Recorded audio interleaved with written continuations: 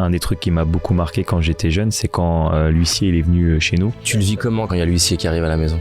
Et ben, je me dis que plus jamais de la vie, je voudrais vivre un moment comme ça.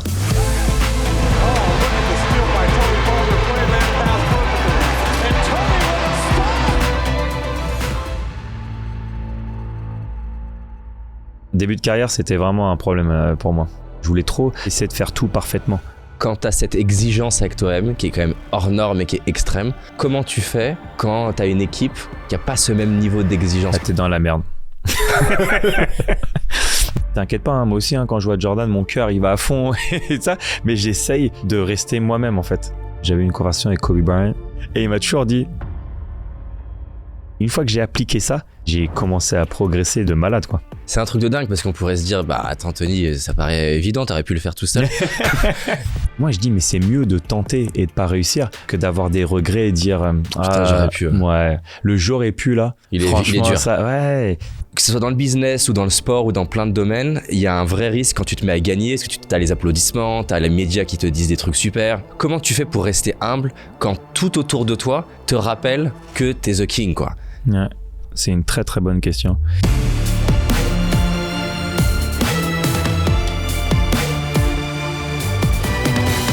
Je regardais le documentaire Final Shot. Moi, depuis très très tôt, je savais ce que je voulais. Parce qu'il me trouvait trop petit et trop maigre. Mais s'il y avait un truc où je savais qu'il pourrait pas me battre, c'est au niveau mental. Je me suis dit, bon, bah, je suis juste différent. Ça m'a mis les larmes aux yeux. Hein. Ah, c'est gentil. Ah, j'ai une question pour toi. Vas-y, dis-moi.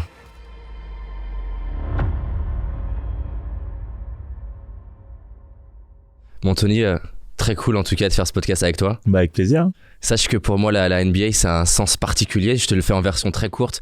J'avais voulu organiser un événement à LA pour Français. L'immigration américaine n'a pas kiffé ça parce que elle considérait que j'aurais pu organiser ça sans avoir le visa. Bref, ils m'ont enlevé les stars. Et du coup, j'ai galéré à obtenir le visa O1. Je sais pas si tu vois lequel c'est. Ouais, mais le O1, c'est... Extraordinary Abilities. Ouais, voilà, c'est ça, exactement. Et donc, la première fois quand je suis revenu aux US, la première chose que j'ai fait, je suis désolé, hein, c'est d'aller voir les Lakers et de m'acheter une casquette, et c'est devenu pour moi un symbole, tu vois, de trop bien. quand on me dit que c'est impossible, parce qu'on m'a dit là c'est mort, t'as plus des stars, c'est fini. Donc bref, la NBA ça a beaucoup de sens, et à chaque fois dans l'entreprise sur les 60, je prends souvent des analogies avec Kobe, Jordan. Bah, j'ai vu quand je suis arrivé, hein, j'ai vu. Exactement, et de leur dire dans quelle ligue on a envie de jouer quoi. Est-ce qu'on a envie d'être dans la NBA ou dans les petites ligues. Donc bref, je suis vraiment content que tu sois là. Bah, merci pour l'invitation, et franchement à mon tour de te féliciter et féliciter toutes les équipes. J'ai entendu beaucoup de bien de ton podcast, et donc c'est avec plaisir de venir aujourd'hui. Quels sont les événements marquants de ton enfance, ton histoire, que j'ai besoin de connaître pour comprendre qui est Tony Parker? Je dirais que j'ai grandi dans une maison où il y avait quand même beaucoup d'amour. Ok. J'ai un père américain, une mère hollandaise, et je suis né en Belgique, mais je suis français. Je suis un peu un melting pot, et j'ai grandi avec les deux cultures. Donc c'est pour ça que je dis tout le temps que j'avais le meilleur des deux mondes, parce que j'avais d'un côté cette mentalité américaine où tu crois à tout est possible, tu es tout le temps positif, tu vas vers l'avant, et le côté européen où il faut garder les pieds sur terre, et quand tout va bien, pas trop s'enflammer, quand tout va mal, pas trop être trop dur avec soi-même, mais voilà, trouver ce juste milieu, quoi, ce happy middle. Donc moi j'ai grandi voilà dans une maison comme ça, et on n'a pas grandi avec grand chose. Le fait marquant, et je l'ai déjà dit plein de fois ou dans mon livre, un des trucs qui m'a beaucoup marqué quand j'étais jeune, c'est quand l'huissier il est venu chez nous et qu'il a pris la télé, pris la table. Et des fois le frigo il était vide, des fois on n'avait pas à manger, et je sais que mes parents ils faisaient tout ce qu'ils pouvaient, mais tu sais, quand c'est la galère, des fois quand c'est pas facile, c'est pas facile. C'est un peu comme le film de Will Smith, Pursuit of Happiness. Tu vois, le père il est à fond, il donne tout, mais des fois t'as juste pas les opportunités de pouvoir justement réussir. Et moi ce film il me parle beaucoup, parce que je prends souvent ce film comme exemple, parce que moi c'est un peu comme ça que j'ai vécu. Quand tu veux savoir qu'est-ce qui m'a marqué quand j'étais jeune, bah c'est des épisodes comme ça, et donc ça te forge ton caractère. Tu le vis comment quand il y a l'huissier qui arrive à la maison? Et bah je me dis que plus jamais de la vie je voudrais vivre un moment comme ça. Et donc de ce moment là, t'as quel âge t'as dit? J'ai 10 ans à cette époque là. Okay. Donc de ce moment là, et à ce moment là où je dis que je veux aller en NBA, je veux devenir le premier meneur européen à réussir en NBA, sais, les gens, ils parlent tout le temps, ils disent tout le temps, ouais, j'ai fait des sacrifices. Non, t'as pas fait des sacrifices. C'est des choix. Tu fais des choix de vie, en fait. Tu fais un choix. Moi, j'ai jamais vu, quand les jeunes, ils allaient faire la fête à mon âge et que moi, je restais à la maison et que je m'entraînais et que je jouais sur les playgrounds jusqu'à minuit, je voyais même plus le panier. C'est un choix. C'est pas des sacrifices, c'est un choix. Je fais le choix que je veux sortir ma famille de la merde et que j'ai envie d'avoir une meilleure vie. C'est quoi le moment un peu symbolique pour toi où tu t'es dit, là, je préserve ma famille, enfin, en tout cas, je les ai protégés, j'ai réussi, quoi? Le jour où j'ai entendu mon nom à la draft. Le jour où David Stern, à l'époque, président de la NBA, il dit En 28e place de la draft 2001, les San Antonio Spurs sélectionnent Tony Parker du club français PSG Racing. Là, j'ai fait... C'est comment, là? Là, je sais que je réalise mon rêve. Et je me dis, waouh, je pense que là, on sera plus jamais dans la merde. Si je fais pas n'importe quoi et que je gère bien mon argent et que je suis discipliné, on sera plus jamais dans la merde. Un moment comme ça, j'ai vu dans le documentaire Netflix, on voit que ton père, il est avec toi. Il réagit comment dans un moment comme ça, ton père? Il est comment avec toi? Bah moi, ce que j'ai ressenti, beaucoup de fierté. Beaucoup de fierté, le fait que son fils, il réussit le rêve que lui, il n'a pas réussi. Parce que lui, son rêve, c'était de jouer à NBA, mais il n'a pas réussi. Là, il voit que son fils, il va encore plus haut. J'ai vu, en tout cas, beaucoup de fierté dans ses yeux. Toute ma famille, c'était tellement content. C'est pas tous les jours que ton fils, il réalise son rêve. Et toi, quand t'arrives aux US, de ce que je comprends dans le reportage, t'as pas un anglais parfait. Tu te retrouves avec des coéquipiers qui se disent, il est tout jeune, il est plus petit, il est français. Et de ce que je comprends, je sais plus lequel te parle pas trop pendant un an. Ouais, Tim Duncan. Ouais. Qui est un peu la star de l'équipe. David Robinson. Tony ne semblait pas prêt. Il ressemblait à un gamin chétif. Pour être honnête, on n'attendait pas grand-chose de lui. Popovich y allait doucement avec les nouveaux, surtout quand ils étaient jeunes. Il prenait le temps de les guider et les mettre sur la voie. Tim Duncan. Je ne pensais pas que je le verrais ici très longtemps. Je ne savais pas s'il réussirait à intégrer l'effectif. Il était très jeune quand il a rejoint l'équipe. Il ne parlait pas très bien anglais. Pop, comme toujours, a tenté de me convaincre qu'il était un jeune talent qui ferait de grandes choses pour nous et qu'il apporterait beaucoup à l'équipe. Mais j'y croyais pas trop. Je le rejetais un peu à cette époque. Comment tu le vis? C'était dur au début. C'était dur parce que tu sais, t'arrives dans un environnement où, à l'époque, pour remettre un peu dans le contexte, pour les gens qui nous regardent, qui nous écoutent, le basket européen n'était pas respecté à cette époque-là. Et encore moins les Français. Et il n'y avait jamais eu un meneur européen qui avait réussi en NBA. Parce que le basket, c'est sport national. C'est les Américains, ils sont arrogants, ils sont très très fiers que c'est les meilleurs au basket. Et donc, à l'époque, quand moi j'arrive dans un contexte où j'avais des joueurs, ils me parlaient pas, la star de l'équipe me parlait pas, et il fallait que je montre aux Américains que les Français, ils savent jouer au basket. Qu'un petit Frenchie peut être le leader de cette équipe-là et nous amener jusqu'au titre. Et ça, c'était très très dur. Tous les premiers entraînements, les 2 premiers mois quand j'arrivais, ils voulaient me tabasser. Chaque fois que j'allais au panier, ils me tabassaient et ils voulaient voir si j'allais réagir. Tabassé dans quel sens, juste pour... Ah, ils me mettaient des coups de coude. Tu sais, quand t'allais au panier, ils me tapaient super fort et je tombais comme une crêpe par terre. Et en fait, ils voulaient voir ce que j'avais dans le ventre. Ils voulaient voir si j'allais tenir mentalement et si j'allais continuer à revenir. Et au bout de 2 mois, un jour, je vais au panier, le gars, il me met un vrai coup. Il est pas obligé de me frapper comme ça. Et là, je me retourne et il fait 2m10, le gars. Il fait 2 fois mon poids. Et là, je lui fonce dessus et je lui mets un gros coup et tout ça. Et je dis en anglais, j'ai fais plus jamais ça. Je me vénère un peu. Et là, tu sais, il y a tous les joueurs qui arrivent, ils nous séparent et tout ça. Et après, je suis sur le côté et le coach, il vient me voir et il fait « I love it ». Popovich, grand malade ce gars. C'est sûr qu'il a été vraiment très dur avec toi, de ce que Mais j'ai compris. bien sûr qu'il était très très dur avec moi, en mode armé. Et à chaque fois, il me poussait, tu sais, pour voir jusqu'où il pouvait me pousser. Et toi, quand tu disais c'était dur, toi, ta manière de processer ça, c'était quoi en fait? Alors, c'est pendant le moment, tu te bats et tu lâches rien. Mais après, quand je rentrais chez moi, des fois, j'avais les larmes aux yeux. Tu sais, normal, on a tous des fois des moments de doute. Ouais. Est-ce que je vais y arriver? Est-ce que je vais réussir à surmonter tout ça? Ils m'aiment pas peut-être. Tu sais, tu te poses pas mal de questions. Mais à chaque fois que je me réveillais le matin, je me dirais, de toute façon, je craquerai pas. C'est pas eux qui vont me faire craquer. J'ai travaillé trop dur pour arrivé jusqu'ici, c'est pas maintenant que je vais abandonner. Et tu transformes ça quand tu vois par exemple dans The Last Dance, Jordan, tu sens une rage, une forme de violence, une colère qui c'est son fuel quoi, tout le long de sa carrière, même encore maintenant j'ai l'impression. Toi j'ai l'impression que c'est différent en fait. J'ai l'impression que tu l'as cette forme de colère, mais elle est pas comme celle de Jordan. Enfin, elle est différente, je suis d'accord avec toi. Elle est différente et elle est plus mesurée, elle est plus concentrée sur sortir ma famille de la merde et avoir une meilleure vie tout simplement.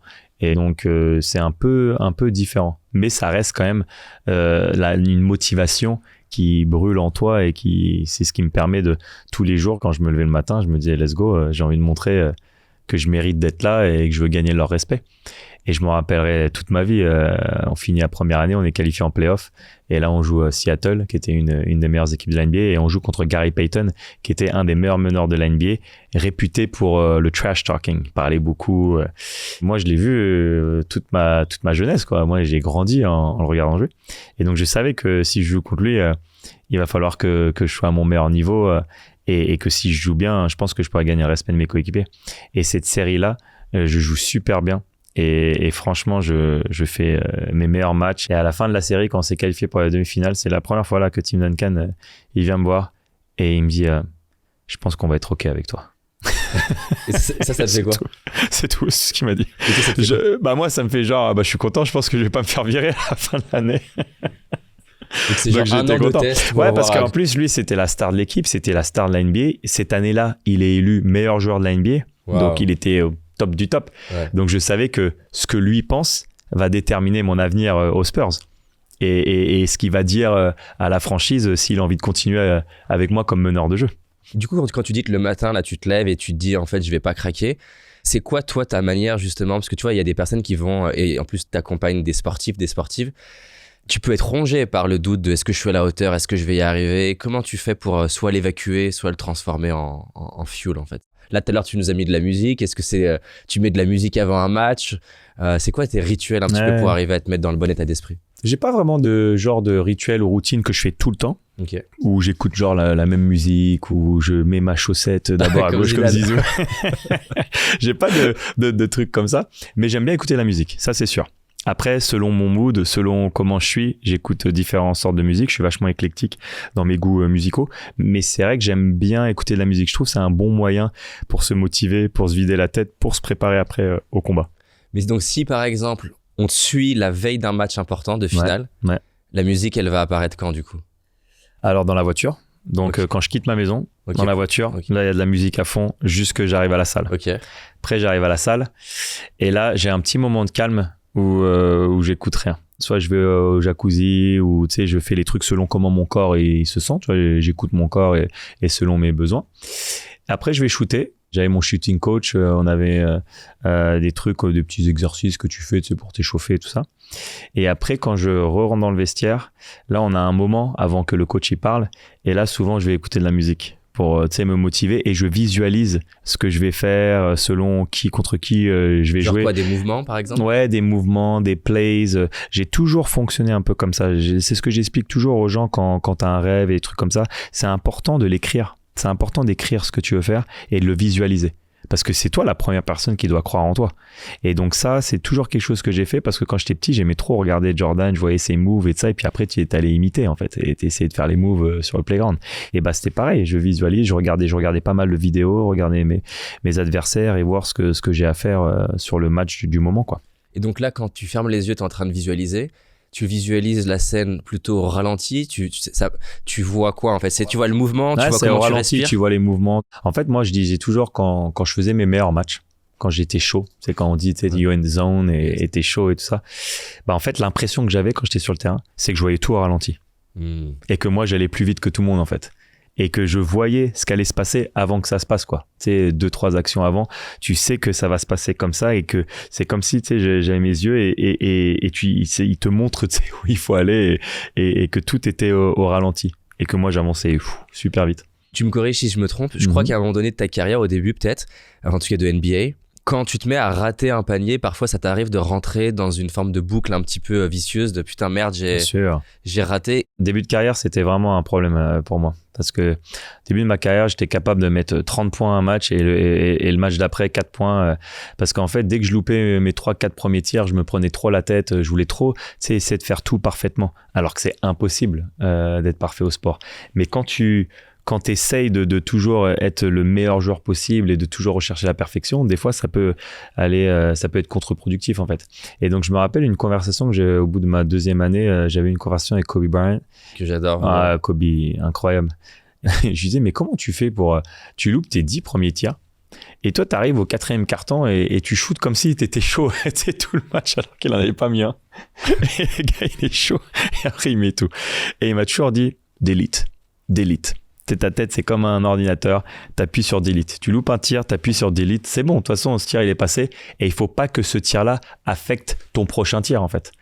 Et comme ça, tu repars toujours à zéro, quand tu tires. Et je sais pas, c'est toujours resté dans ma tête ce qu'il m'a dit là, le delete, et effacer vite, tu vois, ce qui s'est passé pour que tu donnes les meilleures chances possibles pour réussir le prochain tir. Et une fois que j'ai appliqué ça, mais j'ai commencé à progresser de malade, quoi. C'est un truc de dingue parce qu'on pourrait se dire, bah attends Tony, ça paraît évident, t'aurais pu le faire tout seul. non, mais c'est un truc de dingue, le pouvoir d'une image mentale, d'une phrase. Est-ce que ça venait de lui ? Ouais, c'est ce que j'allais dire, tu m'as pris les mots. Je pense que ça dépend qui te le dit et comment il te le dit et comment toi tu vas recevoir l'information et comment après tu vas l'appliquer. Et c'est pour ça que des fois, les gens, ils disent, les parents, ils viennent me voir, ils me font, oui, Tony, est-ce que tu peux dire à mon fils, faut bien travailler à l'école, ça viendra mieux de toi, tu vois, c'est un peu ça, en fait. Et c'est vrai que quand moi, j'ai entendu Kobe dire ça, j'ai fait, c'est vrai que c'est pas mal, tu vois. Et du coup, toi, dans une situation où ça arrivait, tu te le disais, delete. Ouais, t'avais cette image de, allez, on passe à autre chose maintenant. Ouais, si je commençais un match et je loupe mes 5 premiers tirs, je me laissais plus affecter par ça. Ouais. J'appliquais ce que le conseil de Kobe et après j'allais et j'étais capable de commencer, faire une fausse première mi-temps et en deuxième mi-temps être chaud comme la braise et faire quand même un match à 30 points. C'est dingue parce que ce truc-là, je trouve qu'il s'applique dans tellement de situations de la vie, entretien d'embauche, séduction, faire un pitch où j'ai l'impression que la clé de la performance c'est beaucoup plus la capacité à revenir dans le game plutôt que d'être entre guillemets parfait, d'avoir jamais des moments où tu t'écartes quoi. Non, bien sûr, c'est clair que tu l'as dit, tu peux appliquer ça dans tellement de choses dans ta vie et je pense que ça t'aide après à avancer en fait parce que il y a tellement de gens que tu sais ils ont des idées, ils veulent faire des choses mais ils le font pas. Tu sais ils hésitent par manque de confiance ou peur de pas réussir. Et moi je dis mais c'est mieux de tenter et de pas réussir que d'avoir des regrets et dire j'aurais pu. Ouais, le j'aurais pu là. Franchement, il est dur. ça, ouais. Moi, je préfère, tenter et si j'ai pas réussi, j'ai pas réussi. Ça arrive parce que de toute façon, avant que tu réussisses quelque chose, il va falloir que tu tombes 50 000 fois. Et moi, j'utilise toujours ces exemples-là avec mes collaborateurs. Je leur dis, pour comparer avec le basket, j'ai fait, regarde, Michael Jordan, pour moi, c'est le meilleur joueur de tous les temps. Pourtant, il a loupé 9000 tirs en NBA. Il a loupé 9000 tirs. 9000 fois, il a loupé le tir. Pourtant, c'est le meilleur de tous les temps. Et donc pour moi, avant que tu réussisses quelque chose, de toute façon, il y a des trucs que tu vas louper, il y a des trucs que tu vas pas réussir. Et c'est ok parce que ça te permet de te perfectionner pour réussir le truc que tu vas réussir. Non, c'est énorme. C'est un exemple que je prends souvent qui est, c'est similaire à ça, qui est que souvent, je mets le classement, mais je dis pas aux gens, je mets le classement du nombre de paniers échoués avec les noms en face. Et en fait, c'est énorme parce que naturellement, dans le classement, t'as plein de gens qui c'est des superstars, quoi. Bien sûr. Et ils s'attendent pas à ça. Ils pensent que c'est le classement des paniers réussis parce que tu vois Jordan, etc. Non, mais c'est important. Puis après, je pense que voilà, il faut que t'aies un plan aussi. Et pareil, ça, je le dis souvent à mes collaborateurs. Moi, j'ai pas de plan B en fait. Moi, j'ai qu'un plan. Un plan. Voilà la vision. Et je leur dis. Le plan B, ça, c'est les gens qui veulent, tu sais, genre avoir un safety net, tu vois. Mais toute l'énergie que tu vas dépenser dans le plan B, c'est de l'énergie que tu aurais pu mettre dans le plan A. Donc, je dis, viens, on se concentre sur le plan A. Alors, peut-être il y aura des petits détours, tout ça. Mais viens, on se concentre sur le plan A. Et je pense que c'est important, tu sais, d'avoir un plan, d'avoir une vision et d'y aller à fond, quoi. Pas genre, tu sais, en ayant un plan B. Mais j'ai l'impression que quand tu dis plan, que toi, c'est beaucoup plus dans le sens... Le rêve, quoi. C'est-à-dire, en fait, ce truc-là, il va exister. On va peut-être faire des virages, mais il va exister, quoi. Et quand je dis ça, c'est vas-y à fond. Et je sais qu'après, il y a des gens qui vont dire, ouais, mais Tony, ça, c'est les speeches, rêve en grand, tout ça. J'ai fait, ouais, mais c'est comme ça que j'ai commencé. Moi, j'ai commencé avec rien du tout.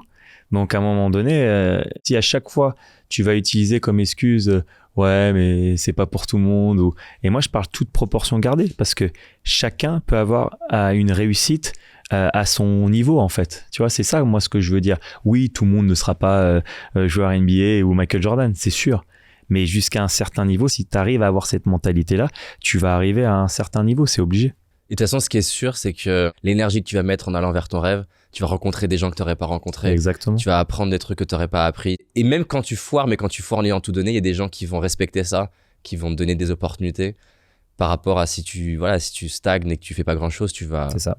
Il y a d'ailleurs dans un passage moi que j'utilise souvent, que j'aime beaucoup.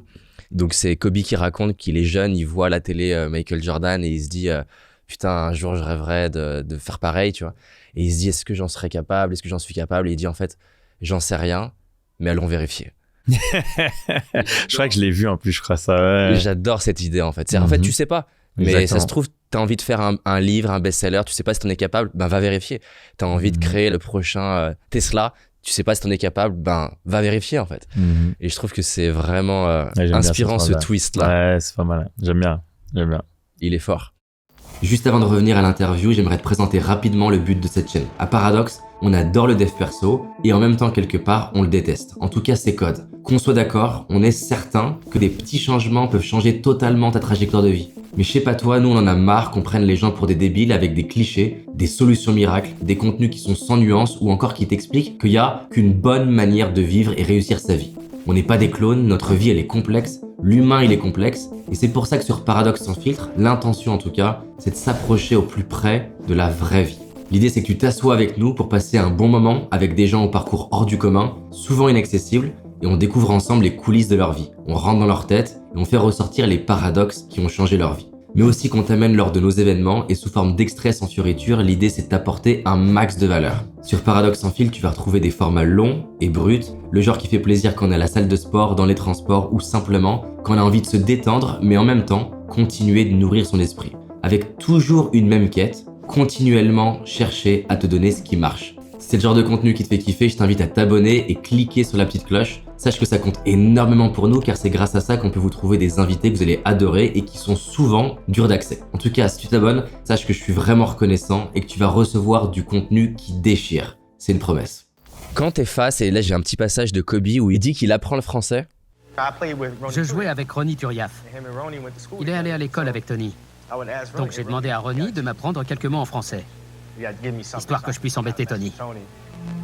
Si je lui parlais en français, peut-être qu'il réagirait. Où t'as appris ça? Dites-nous ce que vous lui disiez. Non. C'est hors de question. Je vous laisse imaginer. Ça te faisait quoi en fait? Pour remettre du contexte pour ceux qui connaissent pas, en fait, quand je suis arrivé à San Antonio, c'était la grosse rivalité. Spurs-Lakers, c'était la plus grosse rivalité en NBA. Les Lakers, ils étaient en route pour gagner un 3e titre d'affilée. Et moi, c'était ma première année et on les joue en demi-finale. Et premier match, ils me parlent en anglais et ça. Et après, le 2e match, ils commencent à me chambrer en français et tout. Et là, je l'ai regardé. J'ai fait, sérieux, lui? Et j'ai trouvé ça tellement fort que le gars, il est tellement prêt à tout faire pour gagner que le gars, il prend du temps à apprendre le français juste pour me déstabiliser et ça peut, petite demi-seconde, ça peut changer le match ou une action peut changer un match sur une demi-finale, que j'ai trouvé ça trop fort, quoi. Le gars, c'était impressionnant. Mais ça te fait rire sur le moment? Ou ça marche un petit peu? Non, sur le moment, je suis... sérieux, tu sais, je le regarde comme ça, je fais... Il dit quoi? C'est quoi? C'est une critique sur le physique? Ouais, je me rappelle plus exactement ce qu'il m'avait dit, mais tu sais, il m'avait chambré et je me dis, mais le gars, il est trop fort. Tu sais, ça m'a vraiment... tu sais, j'ai fait waouh. Et maintenant, quand j'y repense, bien sûr, ça me fait rigoler. Ouais. Mais je me dis, non, franchement, ouais, fort. C'est un malade. C'est exactement ça. Le gars, de toute façon, il était connu pour ça. Hein. Kobe, il faisait des trucs de fou. Hein. C'est un des meilleurs de tous les temps. Et il y a des raisons pourquoi c'est un des meilleurs de tous les temps. Mais c'était vraiment un malade. Il était prêt à tout faire pour gagner. Tu l'as vu, le documentaire Redeem Team? Ah, Redeem Team, bien sûr. Il y a une scène qui, à la fois... m'inspire, me choque, ça me crée une forme de mixed feelings. Quand il a défoncé Gasol. Et je voulais avoir ton opinion en fait sur... Alors pour expliquer un peu aux gens, donc c'est États-Unis contre l'Espagne, c'est le premier match des JO. Et parce qu'après ils se sont rejoués en finale. Hein. Et donc c'est en 2008 Et donc, Kobe et Pau Gasol, ils s'appellent, ils jouent dans la même équipe aux Lakers. Hein. Et donc, ils ont gagné plusieurs titres ensemble. Hein. Et donc, en fait, ils voulaient montrer à ses coéquipiers américains que moi, je m'en fous que c'est mon coéquipier. Là, maintenant, c'est les États-Unis contre l'Espagne. Moi, je suis un tueur, je le défonce. Donc, première action, t'annonces ce système-là et moi, je vais lui foncer dedans. Et surtout, c'est pas juste qu'il le pousse un tout petit peu, c'est-à-dire qu'il tombe par terre. Bah, il tombe par terre et j'ai cru qu'il allait le blesser. Allez, Kobe! On était genre... Bordel! Il m'a percuté en pleine poitrine, comme s'il voulait me traverser. C'était un message, pour moi et pour son équipe. Ce mec est comme mon frère. On joue ensemble, on est proches. Mais là, tout ce qui compte, c'est la victoire. Et c'est pour te montrer, pour reprendre tes mots, c'est un malade. Le gars, il est prêt à tout faire, même si c'est son coéquipier. Là, on n'est plus coéquipier, là. Et donc là, t'imagines tes coéquipiers, tu vois faire ça, tu fais bon, ok, part à la gare, c'est parti. Il est vraiment chaud. Le gars, il est chaud là. Donc, je suis obligé de matcher cette mentalité-là. Et toi, en tant qu'athlète, quand tu vois ça, tu te dis quoi en fait? Je me dis c'est fort. Et tu te dis je vais faire pareil? Alors moi, j'irai pas jusqu'à défoncer. Et pourquoi mais parce que c'est pas dans, moi je suis pas comme ça. Mais par contre, ça m'inspire dans la mentalité que d'être hors case, de chercher. Exactement. Think outside the box et prêt aussi à tout faire pour gagner. Et du coup, comment tu trouves la ligne, toi, perso? Parce que de ce que je comprends, et d'ailleurs c'est valable aussi pour Kobe, tu vas chercher des sources d'inspiration, Tiger Woods à un moment donné, tu regardes comment leur mentalité, comment ils pensent, qu'est-ce qu'ils font même dans leur business aussi. Moi, je pense que c'est important de s'inspirer des grands. Du coup, comment tu trouves la ligne entre je m'inspire, je prends ça, et ça, en fait, c'est pas pour moi et je vais pas essayer de ressembler à une copie de Kobe. Il faut que tu restes vrai avec toi-même. Il faut que tu restes vrai avec tes valeurs et ce que toi, tu es prêt à faire et ta personnalité. Et c'est pour ça que c'est bien de s'inspirer des grands, parce que moi, je pense qu'il y a une raison pourquoi c'est un des meilleurs de l'histoire, que ce soit Jordan, Kobe, Tiger Woods, Michael Phelps, Usain Bolt. Il y a des raisons pourquoi ils sont ça. Et après, tu peux prendre des petits bouts, tu vois, de chacun qui matchent toi avec ta personnalité et ce que toi, tu es prêt à faire pour réussir aussi. Mais ça t'est arrivé des fois de te dire ce truc, attends, non, je suis pas prêt à le faire. Bah si, le truc de Kobe, là, défoncer Gasol, non, moi, j'aurais pas fait ça. Et il dit un truc dans ton documentaire, Kobe, il dit que en temps normal, il avait tendance à se mettre dans un mode à détester plus ou moins ses compétiteurs, mais que toi, il arrivait pas à détester. Comment ça se fait? Parce qu'en fait, et c'est la réputation qu'on avait avec les Spurs, c'est que il voulait essayer de nous déstabiliser. Il voulait essayer de rentrer dans nos têtes pour justement qu'après on joue pas à notre jeu et qu'on n'arrive pas à développer le jeu des Spurs. Mais en fait, tu pouvais dire ce que tu veux à moi, je resterais de la même façon en fait. Moi, tu pouvais pas me déstabiliser. Et Duncan, il était pareil, Ginobili était pareil. Et on était connus pour ça, en fait, les Spurs. C'est que tu peux faire n'importe quoi, tu peux essayer de nous énerver. Zéro réaction. Parce qu'on était en mode focus sur ce qu'on a à faire. Et c'est ça qui veut dire Kobe. Et si tu regardes d'autres vidéos de la NBA qui parlent des Spurs, c'est que tu peux faire ce que tu veux. Nous, on se concentre sur ce que nous, on a à faire. Nous, on rentre pas dans les bagarres, on rentre pas dans les trucs. Et donc, c'est ça, Kobe, il pouvait me dire ce qu'il voulait. Je resterais dans mon truc, je répondrais pas. Et donc, quand il m'a parlé en français, j'ai pas répondu. Tu sais, je l'ai regardé, j'ai fait, mais grand malade. Mais tu sais, j'ai pas répondu. Je suis pas rentré, tu sais, dans son jeu et ça, je réponds pas. Quand t'es allé voir l'INSEP, de ce que je comprends, ils hésitaient à te prendre parce qu'ils pensaient que t'étais trop petit, trop maigre. Toi, à cette époque-là, tu sais pas encore la carrière que tu vas avoir. Comment tu le vis? Ah, j'étais déçu. J'étais déçu parce que je me disais, mais ils m'ont pas vu jouer encore. Ils ont juste vu un match, détection, mais viens me voir jouer plusieurs fois. Viens voir comment je suis tous les jours, au quotidien, comment je travaille, mon éthique de travail, tout ça. Et c'est vrai que j'étais grave déçu au début, quand au début, ils allaient pas me prendre. Mais je me suis dit, je vais leur montrer. Ça m'a donné encore plus de motivation pour leur montrer le contraire. Mais tu te disais pas, par exemple, par rapport à NBA, putain, en fait, parce que tu vois des mecs à côté de toi, ils sont immenses. Tu te dis pas à ce moment-là, putain, en fait, je suis trop petit, c'est juste pas possible physiquement, quoi. Moi, par exemple, je pourrais pas jouer en NBA. Bien sûr. Non, je me suis jamais posé cette question-là. Parce que, je sais pas, j'étais tellement persuadé que j'étais formaté comme ça, en fait. Et que je me suis dit, poste de meneur de jeu, je suis assez grand en tant que meneur de jeu. Alors oui, je suis pas grand comme la plupart des joueurs NBA, mais il y a des joueurs qui sont à ma taille, ils ont réussi, donc pourquoi pas moi. T'avais prêté attention à ce truc-là de joueurs qui faisaient à peu près ton gabarit et qui avaient tout cartonné aux US? Ouais, exactement. Gary Payton, Kevin Johnson. Donc, je te dis, ok, ils peuvent le faire, je peux le faire. Exactement. En fait, moi, j'ai toujours eu un peu cette mentalité-là aussi, de dire pourquoi pas moi. Ouais. Qu'est-ce qui m'empêcherait de faire pareil, quoi. C'est ça. De ce que je comprends, t'avais peur de décevoir ton père. Ouais. C'est vrai ? Oui. C'est ça ? Oui. Quand t'as ton père qui te fait un passage comme ça... C'était un de mes plus grands rêves. Quand j'avais 9 ans, je rêvais de gagner un championnat. Merci beaucoup, Tony Parker. Lui, à 21 ans, tout petit, français, avec Tim Duncan, David Robinson, et tu vois lui dedans. Ça c'est touchant aussi. Ça, c'est touchant. Ça te rend très, très, très fier. Quand tu vois ton père comme ça te fait quoi, toi ? Bah, ça me donne beaucoup de bonheur, beaucoup de fierté, parce que quand tu as un père qui est basketteur et que tu as grandi je parlais beaucoup avec lui. C'est un peu lui quand même qui, au niveau mental, parce que pour moi, c'est ce qui fait la différence entre les bons joueurs et les grands joueurs, c'est le mental. C'est ça qui fait la différence à la fin. Après, on est tous talentueux. Et moi, je me disais toujours, peut-être qu'il y aura des joueurs qui seront plus rapides que moi. Peut-être qu'il y aura des joueurs qui vont sauter plus haut que moi. Peut-être qu'il y a des joueurs qui seront plus costauds que moi. Mais s'il y a un truc qui vont pas me battre, c'est le mental. C'est-à-dire que quand tu as la lumière et tu as les 20 000 personnes qui sont là et qu'il y a beaucoup de pression, il faut que je sois à mon meilleur niveau. Et moi, j'ai toujours eu l'impression que plus il y avait de pression, mieux je jouais. Et je voyais dans les yeux de mes coéquipiers qu'ils ne voulaient pas la balle de toute façon. Parce que c'est là où tu vois la différence avec les grands joueurs. Les grands joueurs, quand il y a toute la pression, ils veulent la balle. Et donc mon père, on a beaucoup travaillé, tu vois, sur ce côté mental. Qu'est-ce qui fait la différence pour gérer ces moments-là ? Bah, on regardait des matchs, on regardait comment ils étaient, les joueurs, qu'est-ce qu'ils faisaient. À quel âge ? Ah, là, j'avais 10 ans, 11 ans, 12 ans. Vous regardez des matchs ensemble ? Ouais, on regardait des matchs ensemble, il m'expliquait cette situation-là, comment on pourrait réagir, comment il faut gérer la pression, tout ça. Par exemple, tu as des phrases qui t'ont marqué ou des choses qu'il t'a dites qui t'ont marqué ? Bah, ça pouvait être long ou ça pouvait être très très court. Enfin, ça me fait penser, je sais pas moi, quand j'avais 12 ans, Benjamin, on perd de 20 points à Saint-Omer, c'est une ville dans le nord, et on perd, et là tous mes coéquipiers sont déçus, moi je suis déçu, je commence à baisser ma tête. Et mon père a fait, mais qu'est-ce que tu fais là ?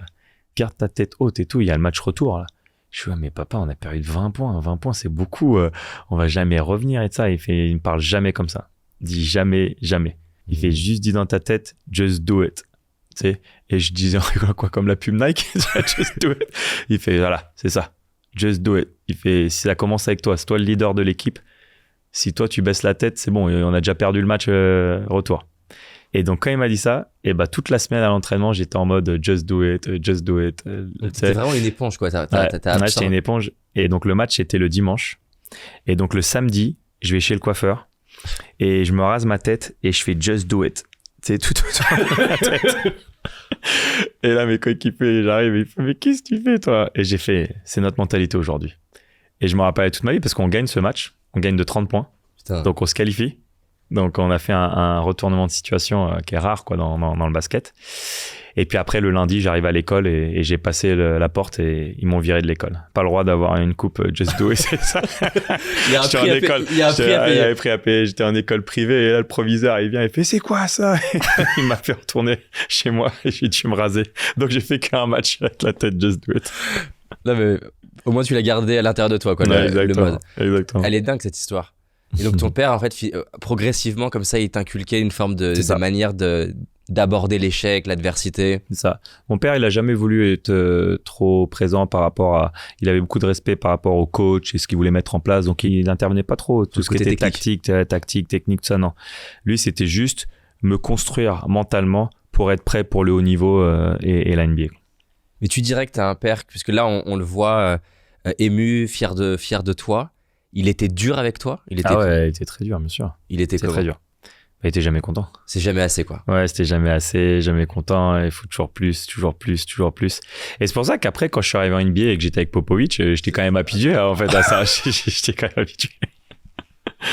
Mais c'est vrai que maintenant qu'on peut regarder et prendre du recul et être un peu nostalgique, depuis 5 ans, depuis qu'il y a eu mon jersey retirement et le Hall of Fame, bah c'est cool de voir mon père dire des mots comme ça et d'être quand même content.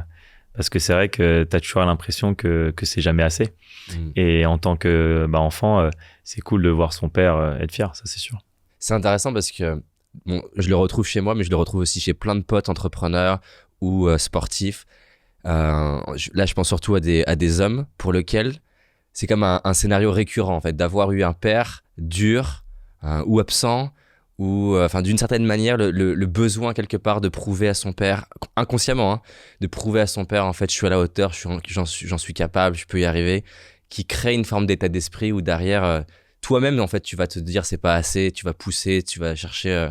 Est-ce que c'est un truc qui te parle, toi, de se dire que parce que ton père, c'était en mode pas assez, ça a créé ce truc de performeur en toi? Bien sûr que ça a forgé mon caractère et ça a créé une certaine dureté et motivation et éthique de travail pour atteindre les objectifs que ton père t'a mis, en fait.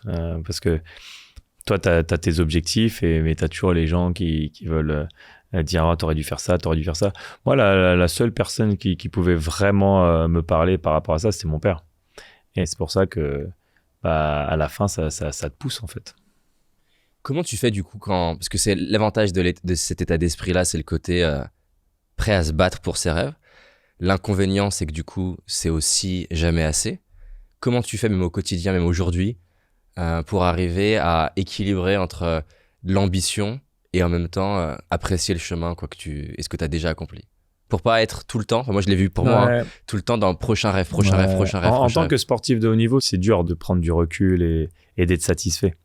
Parce que tu es toujours en train de pousser, tu gagnes un titre, on a à peine levé le trophée, on pense déjà à l'année prochaine et comment on va défendre notre titre.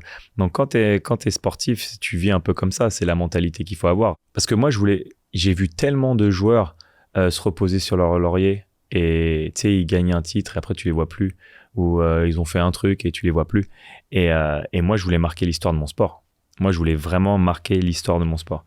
Et comment tu fais pour marquer l'histoire de ton sport? C'était un truc que tu te formulais comme ça? Ouais, c'est la longévité.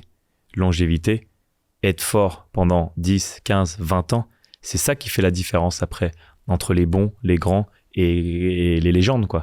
Parce que maintenant, quand je regarde avec du recul, tu te rappelles de qui les joueurs que tu parles? C'est que les joueurs de légende, ceux qui ont gagné plusieurs titres, qui ont gagné 3, 4, 5 titres. Moi, j'ai eu la chance de gagner 4 titres. Je crois il y a 40, 50 joueurs peut-être dans toute l'histoire de la NBA qui a gagné 4 titres. C'est très, très dur, très, très rare. Et donc, moi, c'est cette approche-là que j'avais. Je voulais vraiment essayer de marquer l'histoire de mon sport. Et donc, tu te le disais, quoi, dans des moments un peu où justement, t'es plus Non, quand j'ai commencé ma carrière, parce que moi, dès ma deuxième année, à 21 ans, on est champion NBA. Donc, t'imagines, si je me dis 21 ans, je me repose sur mes lauriers. Après, la concurrence, ça te rattrape. C'est très, très dur. En NBA, t'as 400 joueurs. 400 joueurs en NBA, d'accord? Quand t'es sélectionné... Non, t'as 400 joueurs qui jouent. T'as 30 clubs, 400 joueurs.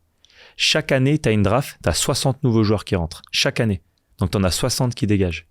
Tu sais que la moyenne d'une carrière NBA pour un joueur, c'est 5 ans. Tu sais, les gens, ils oublient parce que tu te rappelles que des grands, normal. Mais il y a plein de joueurs qui jouent en NBA.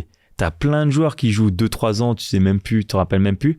Et t'as plein de joueurs qui ont eu aussi des très, très bonnes carrières. 10, 15 ans, qui tournaient à 20 points de moyenne, tu t'en rappelles même plus. Et tu te rappelles du 0 à 1%, quoi. C'est ça. Et la seule façon qu'on peut se rappeler de toi, c'est si tu gagnes des titres, si tu as marqué l'histoire de ton sport. C'est tout. C'est différent maintenant, parce que maintenant, dans le monde de l'entreprise et dans le monde du business, maintenant, j'ai une différente approche. Donc maintenant, je peux kiffer et apprécier chaque journée, parce que moi maintenant je suis plus dans l'aventure humaine, je suis plus dans, j'ai envie de créer des souvenirs, j'ai envie de passer plus de temps avec les gens que j'aime, parce que quand tu es en carrière, tu vois personne, hein, tu sais, t'enchaînes, t'as pas beaucoup de temps avec ta famille et tes amis, et donc là je suis plus en mode j'ai envie de profiter de la vie, mais en même temps essayer de choisir des projets où je peux avoir un impact sur notre société. Mais la bête à l'intérieur de toi, elle n'a pas pu s'arrêter après ta carrière. C'est-à-dire que ça doit s'exprimer comme dans le business en mode je veux atteindre tel objectif, je veux faire tel truc, je veux, j'en sais rien. J'aurais du mal à croire que qu'elle s'est endormie. Elle est toujours là, mais moins que quand j'étais sportif. Ouais. Alors après, tu as toujours quand même cette adrénaline grâce à mes investissements dans l'Asvel féminin ou dans les chevaux. Tu as une course de cheval et tu as l'adrénaline là quand tu sais le cheval il part et ça se rapproche un peu de ce que j'ai vécu en tant que sportif, mais ça sera jamais comme quand j'étais sportif. Donc à un moment donné, si tu as envie d'être heureux, il faut quand même que tu sois en paix avec ça. Toi, les gens ils me demandent beaucoup quand tu as pris ta retraite, est-ce que tu étais en dépression? Parce que la plupart des athlètes, bien sûr, 95% des athlètes, ils sont en dépression quand ils prennent leur retraite. Parce que t'imagines toute ta vie, on t'a dit ce que tu devais faire. Toute ta vie, t'as fait ça. T'as joué au basket, t'avais entraînement, on dit toute ta vie. Et du jour au lendemain, tu prends ta retraite et tu peux faire ce que tu veux. Bah, tu sais, c'est vertigineux. Tu sais, ça fait bizarre. Tu te lèves le matin, t'as rien à faire. Tu sais, ça peut être bizarre. Tu peux avoir tout l'argent du monde. C'est très bizarre, tu sais, pour être heureux et dire, OK, qu'est-ce que je fais de ma vie? Parce que nous, tu sais, les sportifs, on est mal habitués. On gagne beaucoup d'argent pendant 10 ans et puis après, on a 60 ans à vivre, tu vois. Donc, il faut trouver, tu sais, d'autres passions, d'autres choses à faire. Et moi, ce qui était bien, c'est comme j'étais quelqu'un qui était toujours curieux, j'avais toujours envie de faire des choses, faire différents trucs. J'ai fait 50 000 trucs, même pendant ma carrière. Que quand j'ai pris ma retraite, il me restait 1 an de contrat. Mais j'ai dit, c'est bon, Jordan, c'était mon boss à l'époque, je l'ai appelé, j'ai dit, je veux pas faire ma dernière année, je suis prêt à commencer ma carrière de business. Donc moi, ma transition, elle s'est faite naturellement. Et donc, j'ai même pas ressenti ça. J'étais même excité à commencer le business. Ouais. Mm-hmm. Et là, quand tu dis justement Jordan, qui était un de tes idoles enfant, c'est comment de recevoir un coup de téléphone de Jordan? Frissons, j'ai des frissons, même au jour d'aujourd'hui.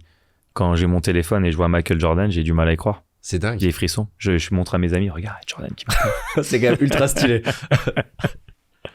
Bah, j'ai toujours ce côté enfant, ce côté Peter Pan, parce que j'aime bien dire que je suis Peter Pan, parce que des fois, j'ai pas envie de grandir. Et j'ai toujours gardé ce côté-là.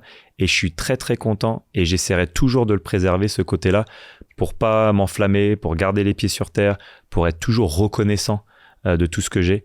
À chaque fois qu'il y a des bonnes choses qui arrivent, je suis toujours très, très reconnaissant parce que y a rien n'est acquis. J'essaie de rien prendre comme un acquis. Il est comment, Jordan, quand tu échanges avec lui? Bah, c'est impressionnant. C'est toujours impressionnant. C'est une brute, quand même, quand tu le vois dans le Last Dance. Ouais, mais dans Last Dance, tu vois, les gens qui n'ont jamais gagné, ils peuvent pas comprendre. Non, mais moi, je l'adore. Non, je sais, mais je dis juste, je peux comprendre que les gens, ils ont dû des fois le voir et dire, mais il est complètement fou, ce gars. mais quand tu gagnes, et tu sais comment c'est dur de gagner, et quand je dis quand tu gagnes beaucoup. Parce que c'est dur de gagner beaucoup, parce que plus tu gagnes, plus naturellement, les gens, ils ont plus de motivation que toi. C'est normal, toi, c'est inconscient, ça baisse un peu. Ouais. Et les gens, ils veulent te battre, et toi, tu continues à être au top et tout ça. Et quand tu sais que ça, comment c'est dur à faire, bah, moi, je comprends, tu vois, Jordan, parce que nous, on a gagné beaucoup avec les Spurs et on n'était peut-être pas tous les jours tendres avec nos coéquipiers. Tu sais, à un moment donné, il faut pousser tout le monde, il faut tirer tout le monde vers le haut. Tu vois, des fois, Popovic, mais je pouvais plus le voir. Mais j'en ai marre de ce coach et tout, parce qu'il est tout en train de crier. Et je dis, mais on a gagné combien de titres si tu vas crier toujours comme ça? Mais tu vois, maintenant, avec du recul, ben, je comprends mieux pourquoi il a fait ça. Parce qu'il voulait pas qu'on se repose sur nos lauriers et pour gagner, il faut matcher l'énergie d'en face, quoi. Et il était comment, Jordan, du coup, dans ta dernière année dans ta carrière? Quel rôle il prenait? Parce qu'il n'était pas entraîneur, du coup. Non, là, il était président du club. Donc là, c'était plus un rôle de grand frère, rôle de donner des conseils. Et puis moi, comme j'étais à la fin de ma carrière, on parlait beaucoup business. Je lui posais beaucoup de questions. Alors, comment t'as fait avec ta marque? Comment t'as fait avec ça? Et donc, j'essayais de prendre des informations, voir comment lui, il réfléchissait. Il aime le business? Ouais, il adore ça. Ouais. Et donc, moi, je prenais des infos pour voir ce que je pouvais prendre pour savoir comment je pourrais prendre des choses pour l'appliquer après à moi et dans mes business. Mais que ce soit pour lui ou pour toi, quand tu as cette exigence avec toi-même, qui est quand même hors norme et qui est extrême, comment tu fais quand tu as une équipe qui n'a pas ce même niveau d'exigence? T'es dans la merde. Bah, c'est pour ça que c'est dur pour les grands joueurs d'être coach, quoi. C'est pour ça que moi, je me verrais pas être coach. Moi, j'aime bien être président de club, j'aime bien m'occuper de différents aspects, tu vois, du club. C'est-à-dire que le sportif, ok, j'aime bien, oui, on construit l'équipe, on choisit les joueurs, le coach, le kiné, de ça. Mais j'aime bien aussi le marketing, comment on fait pour garder les gens dans la salle plus longtemps, qu'est-ce qu'on pourrait rajouter. J'aime bien tous ces aspects-là. Parce que coach, pour revenir sur ce que tu disais, quand tu as connu beaucoup de succès, c'est dur après quand tu deals avec des joueurs qui n'ont pas la même mentalité que toi, ou que eux, le basket, c'est juste un plaisir, tu vois, ou tu sais, tout le monde est différent dans son approche du sport. Et c'est pour ça que moi, être coach, non, je me vois pas du tout. Comment tu fais? Il y a un peu un paradoxe que je trouve fascinant, ça m'intéresse d'avoir ta vision à toi. Pour réussir, tu as besoin de vouloir gagner de manière extrême, mais si tu as trop envie de gagner, tu peux parfois tu mets tellement d'enjeux que tu vas tu vas te T'en mettre perds à tes pas de moyens. bon. T'en perds tes Tu vois, moyens. par exemple, et ça peut être dans tous les domaines. Je me rappelle, je suis à l'hôtel Bel Air de LA et je croise Jay-Z et je me dis je vais aller lui parler et en fait je sais pas, je me suis mis un enjeu dans ma tête, donc je me suis mis à bafouiller et j'étais vraiment nul, j'ai perdu, c'est comme si mon cerveau a oublié mon anglais. Ouais, t'as perdu tes moyens. Et lui il a été cool hein, mais j'ai vraiment été extrêmement nul. Et pourtant j'avais envie de, entre guillemets, réussir, tu vois. Ouais, bien sûr. Et là mon désir de réussite m'a rendu nul, tu vois. Ça arrive souvent, hein, en plus. Et justement, ça m'intéresse comment tu trouves cet entre-deux, entre je veux gagner et en même temps c'est ok de perdre. Enfin, tu vois, c'est. Ouais, bien sûr. Bah, déjà, pour reprendre ton exemple avec Jay-Z, que je trouve très marrant, c'est sois toi-même, en fait. Et c'est pas parce que tu vas rencontrer une célébrité ou que tu vas rencontrer quelqu'un que tu admires beaucoup ou de ça. Je pense que la clé dans ces moments-là, c'est de rester toi-même. Parce que s'il va t'apprécier, il faut qu'il apprécie la personne que t'es, en fait. Parce que si t'inventes une personne que t'es pas, bah justement, tu peux perdre tes moyens. Donc, je pense que dans ces moments-là, il faut toujours rester soi-même. Et t'inquiète pas, hein, moi aussi, hein, quand je vois Jordan, mon cœur, il va à fond et ça. Mais j'essaye de rester moi-même, en fait. Et par exemple, dans un match, parce que tu peux te dire, il y a 20 000 personnes. En plus, c'est une finale, je sais pas combien par combien de personnes elle est vue. Putain, si je foire, je vais être ridicule, je vais me retrouver sur la presse. En plus, la presse, ils adorent utiliser tout ce qui. Moi, ce que j'utilisais quand il y a des trucs comme ça, c'est que je me dis la vie, elle continue. Le basket, c'est bien. C'est un sport incroyable. Mais c'est pas le plus important dans la vie. Pour redescendre l'enjeu. Et ça, Popovic, il était bon à nous expliquer ça. Tu sais, avant chaque entraînement, il nous parlait politique. Il nous parlait de choses qui arrivaient dans la vie. Fondation, des enfants, l'Afrique, différents sujets. Pour montrer que on a peut-être un des meilleurs jobs au monde, mais c'est pas ça le plus important. Il y a des choses beaucoup plus importantes dans la vie, donc il faut savoir relativiser. Et quand tu as cette approche-là et que tu as un coach qui a cette approche-là, bah, tu sais, ça met tout... Enfin, ça relativise tout, en fait. Et donc, j'ai jamais été dans un mode où il y a trop de pression, tu sais, j'arrive pas à gérer. J'étais en mode, si on gagne, good. Si on gagne pas, c'est qu'on n'a pas été bon, donc faut partir à l'entraînement et qu'on s'entraîne plus. Tout simplement. Tout à l'heure, tu disais que tu fais partie des joueurs qui, quand un peu l'enjeu il est très élevé, genre on est à quelques secondes du match, que toi, tu as envie d'avoir le ballon, j'imagine que tu as quand même l'adrénaline. Oui, bien sûr. Parce que même si tu relativises, même tout ça, bien sûr que tu sens la pression, bien sûr. Mais du coup, ma question, c'est, est-ce que toi, quand tu te mets à avoir le cœur qui bat, l'adrénaline, c'est associé dans ta tête à un truc en mode game on, le jeu, il commence? En fait, c'est comme si que je disais welcome, en fait. Okay. C'est-à-dire que je sens la pression. Je sens que dans mon bras, là, c'est bizarre et tout ça. C'est pas comme d'hab. Ça, parce que tu sens la pression et ça. Et donc, moi, dans ma tête, je disais welcome the pressure. Et après, strive on it. Tu vois, après, tu donnes ton meilleur, en fait. Et moi, j'ai toujours vu la pression comme ça. Parce que, de toute façon, tous les sportifs qui disent qu'ils sentent pas la pression, c'est pas vrai. Bah c'est impossible. Ça, c'est pas vrai, ça. On sent tous la pression.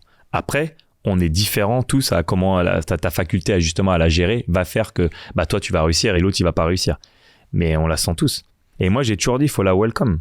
C'est quoi justement des moments de match où entre guillemets là, le temps s'arrête, tout le monde te regarde, il reste quelques secondes de match et si elle passe vous gagnez, si elle passe pas vous perdez. T'as une anecdote comme ça où il y a ce truc de là je vais avoir quelques secondes et il faut que je sois vraiment dedans quoi. Ouais, bah, y a eu plusieurs moments, mais pour utiliser un exemple concret, je vais te prendre un de mes shoots les plus iconiques, on va dire. On est au match 1, finale NBA 2013 contre LeBron James et Dwayne Wade. Et le match, il est égalité et il reste 15 secondes et j'ai la balle. Et là, je pars dans des dribbles. J'ai failli perdre la balle au moins 10 fois.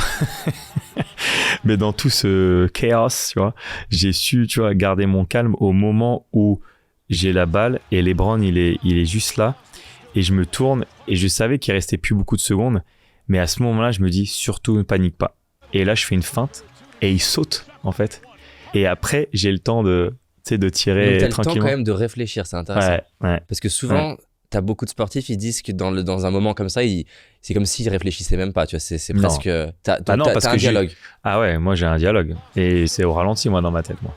Et donc, je me dis hop, feinte, je le vois sauter. Et après, bon. Je saute, je lui dis c'est bon, concentre-toi. Et là, je mets le tir avec la planche et on gagne ce match. Et en fait, pour utiliser cet exemple, c'est que il faut que tu essayes toujours de rester sous contrôle, en fait. Et par exemple, là, quand tu fais une émission Qui veut être mon associé, tu ressens quoi? T'es stressé la première émission? Non, là, j'ai plus de l'excitation, là. Ok. J'ai de l'excitation, je suis content d'être là, content de rencontrer les entrepreneurs et de voir leur histoire.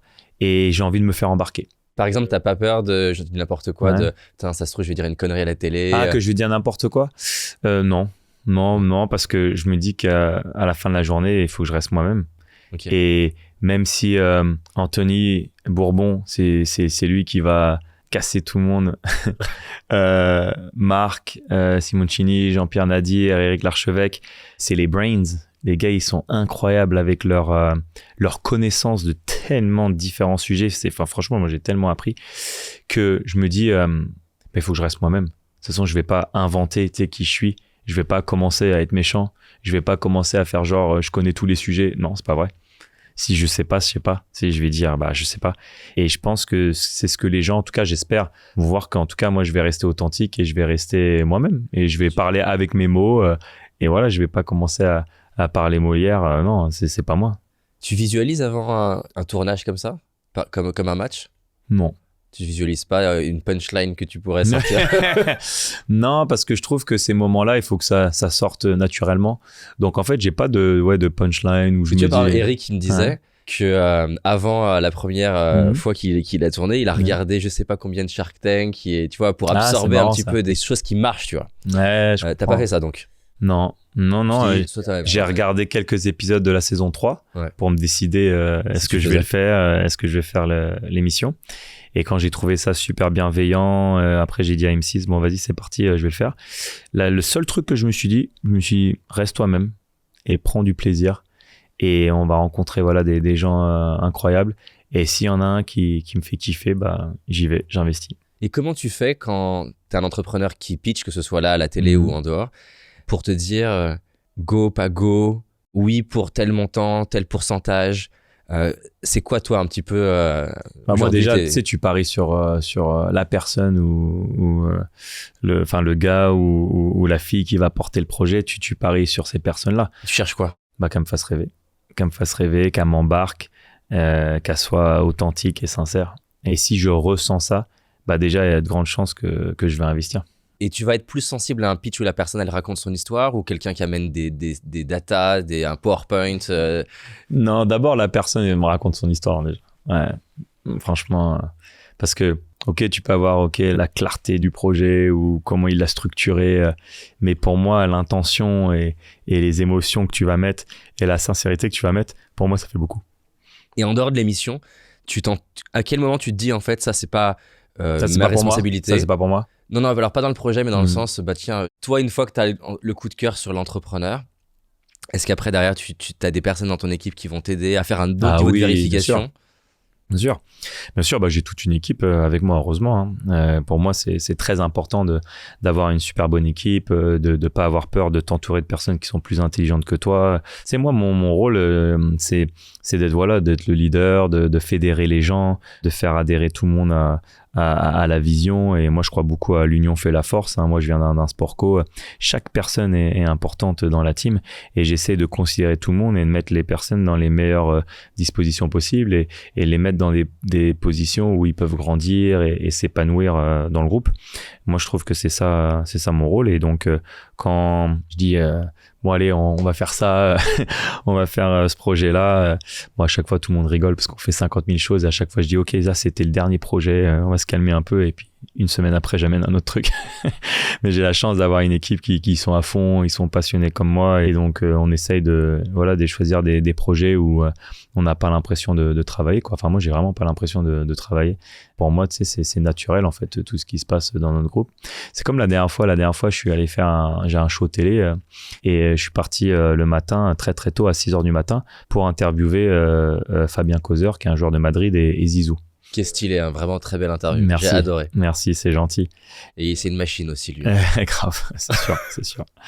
Et j'arrive et Fabien, c'est quelqu'un que je connais bien. C'était mon coéquipier en équipe de France. Donc, j'arrive à 10h et là, il me voit, il me fait, mais Tony, il me fait, mais il y a mon pote là, il était dans le même avion que toi. Tu t'es levé à 4h30 du matin pour prendre le vol à 6h. Il fait, mais pourquoi tu fais ça et tout? T'as pas besoin, en gros, ce qu'il me voulait dire, t'as pas besoin avec tout l'argent que t'as gagné, tu pourrais rester tranquille avec tes enfants, ça. Et moi, j'ai dit, mais Fabien, j'ai pas l'impression de m'être levé à 4h30. En fait, j'étais content, en fait. J'étais excité de venir, content de venir à Madrid, content de te voir, content de voir Zizou. Et en fait, j'ai pas l'impression de travailler. Tu vois, c'est pas du travail pour moi, en fait. C'est un plaisir. parce qu'on vit qu'une fois et il faut profiter de ces moments de vie, créer des souvenirs. Et une des grandes raisons aussi, en plus, pourquoi je fais cette émission, c'est pour inspirer la nouvelle génération et partager nos expériences. Et quand tu me donnes ce compliment par rapport à l'interview avec Zizou, c'est exactement pour ça pourquoi je le fais. Et j'espère qu'un jour, mes enfants, ils vont regarder et j'espère qu'ils seront inspirés aussi. Et ça, c'est clair, tout le monde m'a dit ça par rapport à l'interview. Que Zizou, on l'a jamais vu parler autant, il s'est jamais autant dévoilé. Moi, souvent, quand je fais mes listes de personnes que je rêverais d'interviewer, j'adore Zidane, mais je me disais, tiens, est-ce qu'on interview? Et là, tu vois, tu m'as vraiment donné envie de l'interviewer, même si je l'adorais déjà, parce que il est hyper chill, détendu, on comprend mieux son état d'esprit. Tu vois, par exemple, j'ai adoré le côté, à un moment donné, tu lui demandes est-ce qu'il est stressé avant des matchs et il dit que, je sais plus comment il le dit, mais pas le côté familial, mais la bande de potes. Tu vois mieux comment il fonctionne. Comment il fonctionne, hein. Elle est vraiment très cool. Non, j'ai vraiment eu la chance de l'avoir. On a une très très bonne relation, on le connaît depuis longtemps. Et c'est vrai qu'il parle jamais. Donc, pour être honnête avec toi, je pensais qu'il allait me dire non. Mais il a bien voulu la faire. C'est quoi dans ta carrière un des plus gros échecs qui a été dur pour toi à ce moment-là? Et pour donner du contexte de pourquoi je te pose cette question, c'est souvent une des questions que l'audience adore le plus parce que des personnes comme toi, elles peuvent se dire putain, c'est tellement loin de la vie que je vais réussir à avoir potentiellement. Et donc, ils ont l'impression parfois que tout est facile pour quelqu'un comme Tony Parker. C'est quoi un des moments vraiment challengeants dans ta vie en fait? Moi, la plus grosse défaite que j'ai eue et le moment le plus dur que j'ai dû vivre quand j'étais basketteur, c'était le début de les meilleurs moments que j'ai vécu après. Parce que pour moi... c'était quoi du coup? Je vais t'expliquer. Okay. Tu m'as dit d'aller lentement quand j'explique mes histoires. T'as vu, là, c'est toi qui veux aller vite. Là. Prends ton temps. Et donc, pour moi, là où tu apprends le plus, c'est toujours dans les moments les plus difficiles et dans les défaites, c'est là où tu apprends le plus, c'est là où tu vois tes vrais amis et ceux qui sont avec toi. Je vais remettre encore un peu de contexte. Tu vois, quand je suis arrivé en NBA, j'ai gagné, j'avais 21 ans. D'accord ? On gagne 3 titres en 5 ans. Donc, là, on était tout en haut, quoi. Et après, pendant 7 ans, on n'est plus retourné en finale NBA. Donc, c'était dur. Je me dis, mais est-ce qu'on va réussir à gagner un autre titre? C'est long quand même. J'ai pas envie qu'on se rappelle de nous comme ça. Et donc, on arrive en 2013, on joue Miami contre les LeBron James. Et là, on mène 3-2. Il faut gagner 4 matchs pour être champion. On mène 3-2. Il reste 28 secondes. On mène de 5 points. Là, Pop, il prend un temps mort. Et là, il commence à parler. Moi, je le regarde même pas. Je vois de fond de mon œil, je vois toute ma famille commencer à descendre. Je vois la NBA, ils sont en train de mettre les cordes. Il y a le trophée qui arrive et tout ça. Et là, je me dis, wow, c'est trop fort. On va encore regagner un titre et tout. C'est un truc de fou et tout. Et là, les 28 secondes se déroulent et on perd le match. Putain. Normalement, quand t'es à plus 5 à 28 secondes de la fin, dans toute l'histoire de la NBA, t'as 99,5% de gagner ce match. Malheureusement, on était dans 5 points.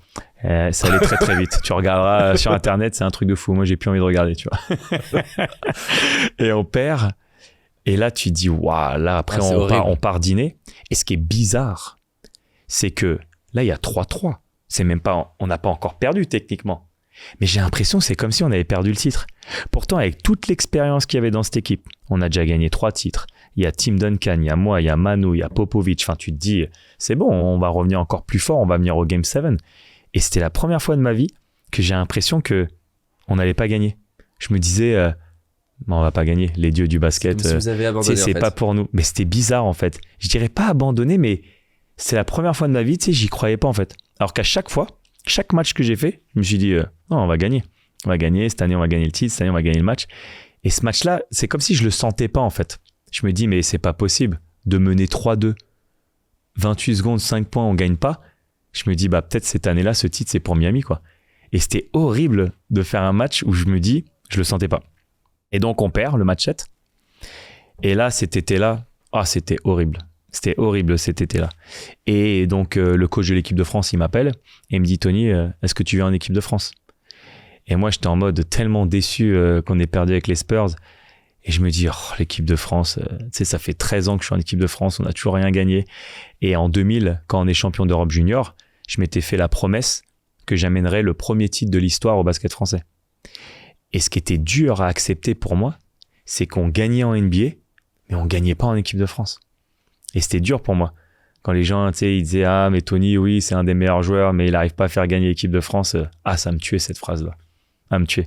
Parce que j'avais vraiment l'impression que si j'arrivais pas à gagner un titre avec l'équipe de France, j'aurais loupé ma carrière. Waouh, c'est fort. C'est ça que je pensais. Alors que j'étais champion NBA, All-Star, dans les meilleurs joueurs de la NBA, je me disais si je ramène pas un titre, j'aurais pas l'impression que j'ai réussi ma carrière. Et donc 2013, le coach, au début, j'ai dit non, je viens pas. En plus, il y avait des joueurs qui avaient annulé, ils voulaient pas venir. Donc je me suis dit on va avoir une équipe de bras cassés. Vas-y, c'est bon, j'y vais pas. Bon, ça a duré 48 heures. Je le rappelle. Je lui dis non mais vas-y, je viens en équipe de France. Même si on est une équipe de bras cassés, je viens. Et donc là, on arrive, championnat d'Europe, il commence, premier match, on se prend une tôle contre l'Allemagne. Et là, je me dis, je savais pourquoi je suis venu, on est nuls. Mais ça, c'est ce que je me dis dans ma tête. Je le dis pas devant mes coéquipiers. Bien sûr. Moi, devant mes coéquipiers, j'ai dit, bon, les gars, on a perdu le premier match. La série, elle est longue. Championnat d'Europe, c'est long. Mais dans ma tête, je me dis, on est nuls. C'est pas possible. Et en fait, la compète a commencé à avancer. Et on arrive en quart de finale. On joue contre la Slovénie, en Slovénie, devant 25 000 Slovènes. Et là, le sport, c'est ça qui est bien. C'est pas une science exacte. Hein. Le sport, c'est ce qui fait la beauté du sport. Hein. Tu sais jamais qui va gagner. Hein. Et là, on bat les Slovènes chez eux. Et là, je me dis, pourquoi pas. On joue l'Espagne en demi-finale, qui est notre bête noire. On avait perdu contre eux en finale de l'Euro en 2011. Et là, on les bat en prolongation. Et je me dis, waouh, on se retrouve en finale du championnat d'Europe. Et on gagne contre la Lituanie. Et je me dis, c'est un truc de fou. On est champion d'Europe. Je suis meilleur marqueur de l'Euro, je suis élu MVP, meilleur joueur du championnat d'Europe. Et je me dis, il y a 1 mois et demi, je voulais même pas y aller, quoi.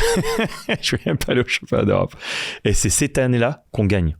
En fait, tu sais jamais quand ça va arriver, en fait. Tu sais, tu te bats, tu t'entraînes tous les jours, et tu pousses, et tu pousses, et tu pousses, et tu sais jamais quand ça va arriver. Et c'est parti de ma plus grosse défaite où j'étais en mode dépression, j'avais pas envie d'aller en équipe de France. Et j'arrive à gagner le championnat d'Europe. J'arrive en 2014 en NBA et cette année-là, on rejoue en finale contre Miami et on les bat en finale.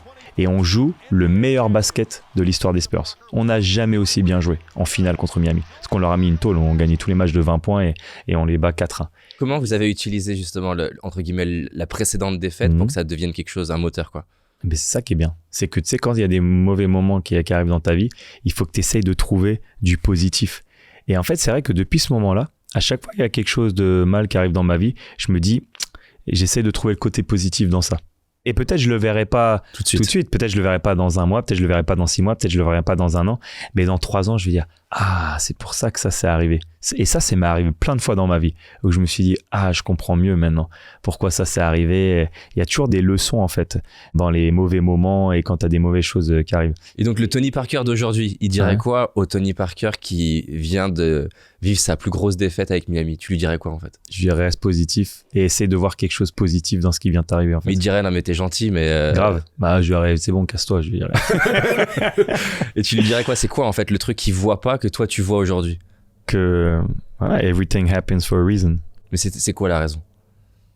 Je sais pas. Je me dis qu'il y a des choses que tu dois faire, il y a des moments de vie que tu dois passer pour être sûr que tu arrives à faire les prochains trucs, en fait, ou que tu arriveras à mieux gérer les moments qui vont arriver après. Il y a des trucs que tu dois vivre, en fait, parce que tu peux pas le vivre... il faut que tu passes par là, en fait. Oui, tu peux pas le lire, il faut le vivre. Ouais, exactement. Et c'est ça que je dirais. Il fallait que tu passes par là. Parce qu'en fait, tu vois, en 2011, quand on perd contre l'Espagne, je me dis, mais c'est pas possible. J'en ai marre de perdre contre l'Espagne. Putain, on avait une bonne équipe en plus, on était fort en 2011. Perd en finale. Et bah, tu vois, en 2013, quand je vois la Lituanie gagner sa demi-finale, ils sautaient comme des oufs, ils étaient trop contents et tout ça, nanana, on est en finale et tout ça. Tu sais ce que je me suis dit quand j'ai vu ça? J'ai dit, c'est mort, c'est fini. On va être champion d'Europe. Parce qu'eux, ils étaient juste contents d'être en finale. Parce que moi, en 2011, quand on bat la Russie pour aller en finale du championnat d'Europe et qu'on était qualifié pour les JO, j'étais ça là, j'étais trop content. J'étais trop content, comme si on était champion d'Europe. Alors qu'on n'était pas champion d'Europe. Hein. Et en fait, quand je réanalyse 2011, on était juste content d'être là. On n'a pas joué la finale. On était content d'être en finale. Parce que c'était bon. On a réussi notre objectif, on s'est qualifié pour les JO, on est allé en finale. Et donc en 2013, on était tellement en mission. En finale, nous, on était en mission. Et la Lituanie, ils étaient contents d'être là. Nous, on était en mission. Trop stylé. Un truc qui est lié à ça, c'est un peu différent, mais ça m'intéresse d'avoir ta vision. Je crois que c'est Bill Gates qui dit quelque chose comme ça, que quand tu penses que tu as réussi, tu viens presque déjà de faire un pas vers l'échec, quelque chose comme ça. Il y a un peu cette idée du mythe d'Icare, tu t'envoles et tu te brûles. Enfin, que ce soit dans le business ou dans le sport ou dans plein de domaines, il y a un vrai risque quand tu te mets à gagner, parce que tu as les applaudissements, tu as les médias qui te disent des trucs super, tu te mets à gagner de l'argent. Comment tu fais pour rester humble quand tout autour de toi te rappelle que t'es the king, quoi? Ouais. C'est une très très bonne question. Et c'est pour ça que je remercie Pop maintenant avec le recul de toujours me défoncer, me pousser pour justement que je m'enflamme pas et que je garde le cap et que je me repose pas sur mes lauriers et que je continue à essayer de pousser les limites pour atteindre et que je devienne le meilleur joueur de basket possible en fait. Et c'est vrai que c'est pas facile parce que quand tu gagnes énormément d'argent comme on gagne dans le sport, parce qu'en plus dans le sport on nous habitue mal, toutes les 2 semaines t'as des sommes qui arrivent sur ton compte, c'est n'importe quoi jeune en plus. Et tu le gagnes facilement. C'est à un moment donné on s'entraîne 3 heures et voilà, après le reste de la journée. Alors que quand tu arrives dans la vraie vie là et que tu commences à 7h du matin et que tu finis à 20h et que il faut que tu travailles dur pour gagner de l'argent. Nous, on oublie des fois un peu la valeur de l'argent et comment c'est dur de gagner de l'argent. Et ça, si tu viens pas d'un milieu pauvre où tu l'as pas vu et ça, c'est dur de t'en rendre compte en fait.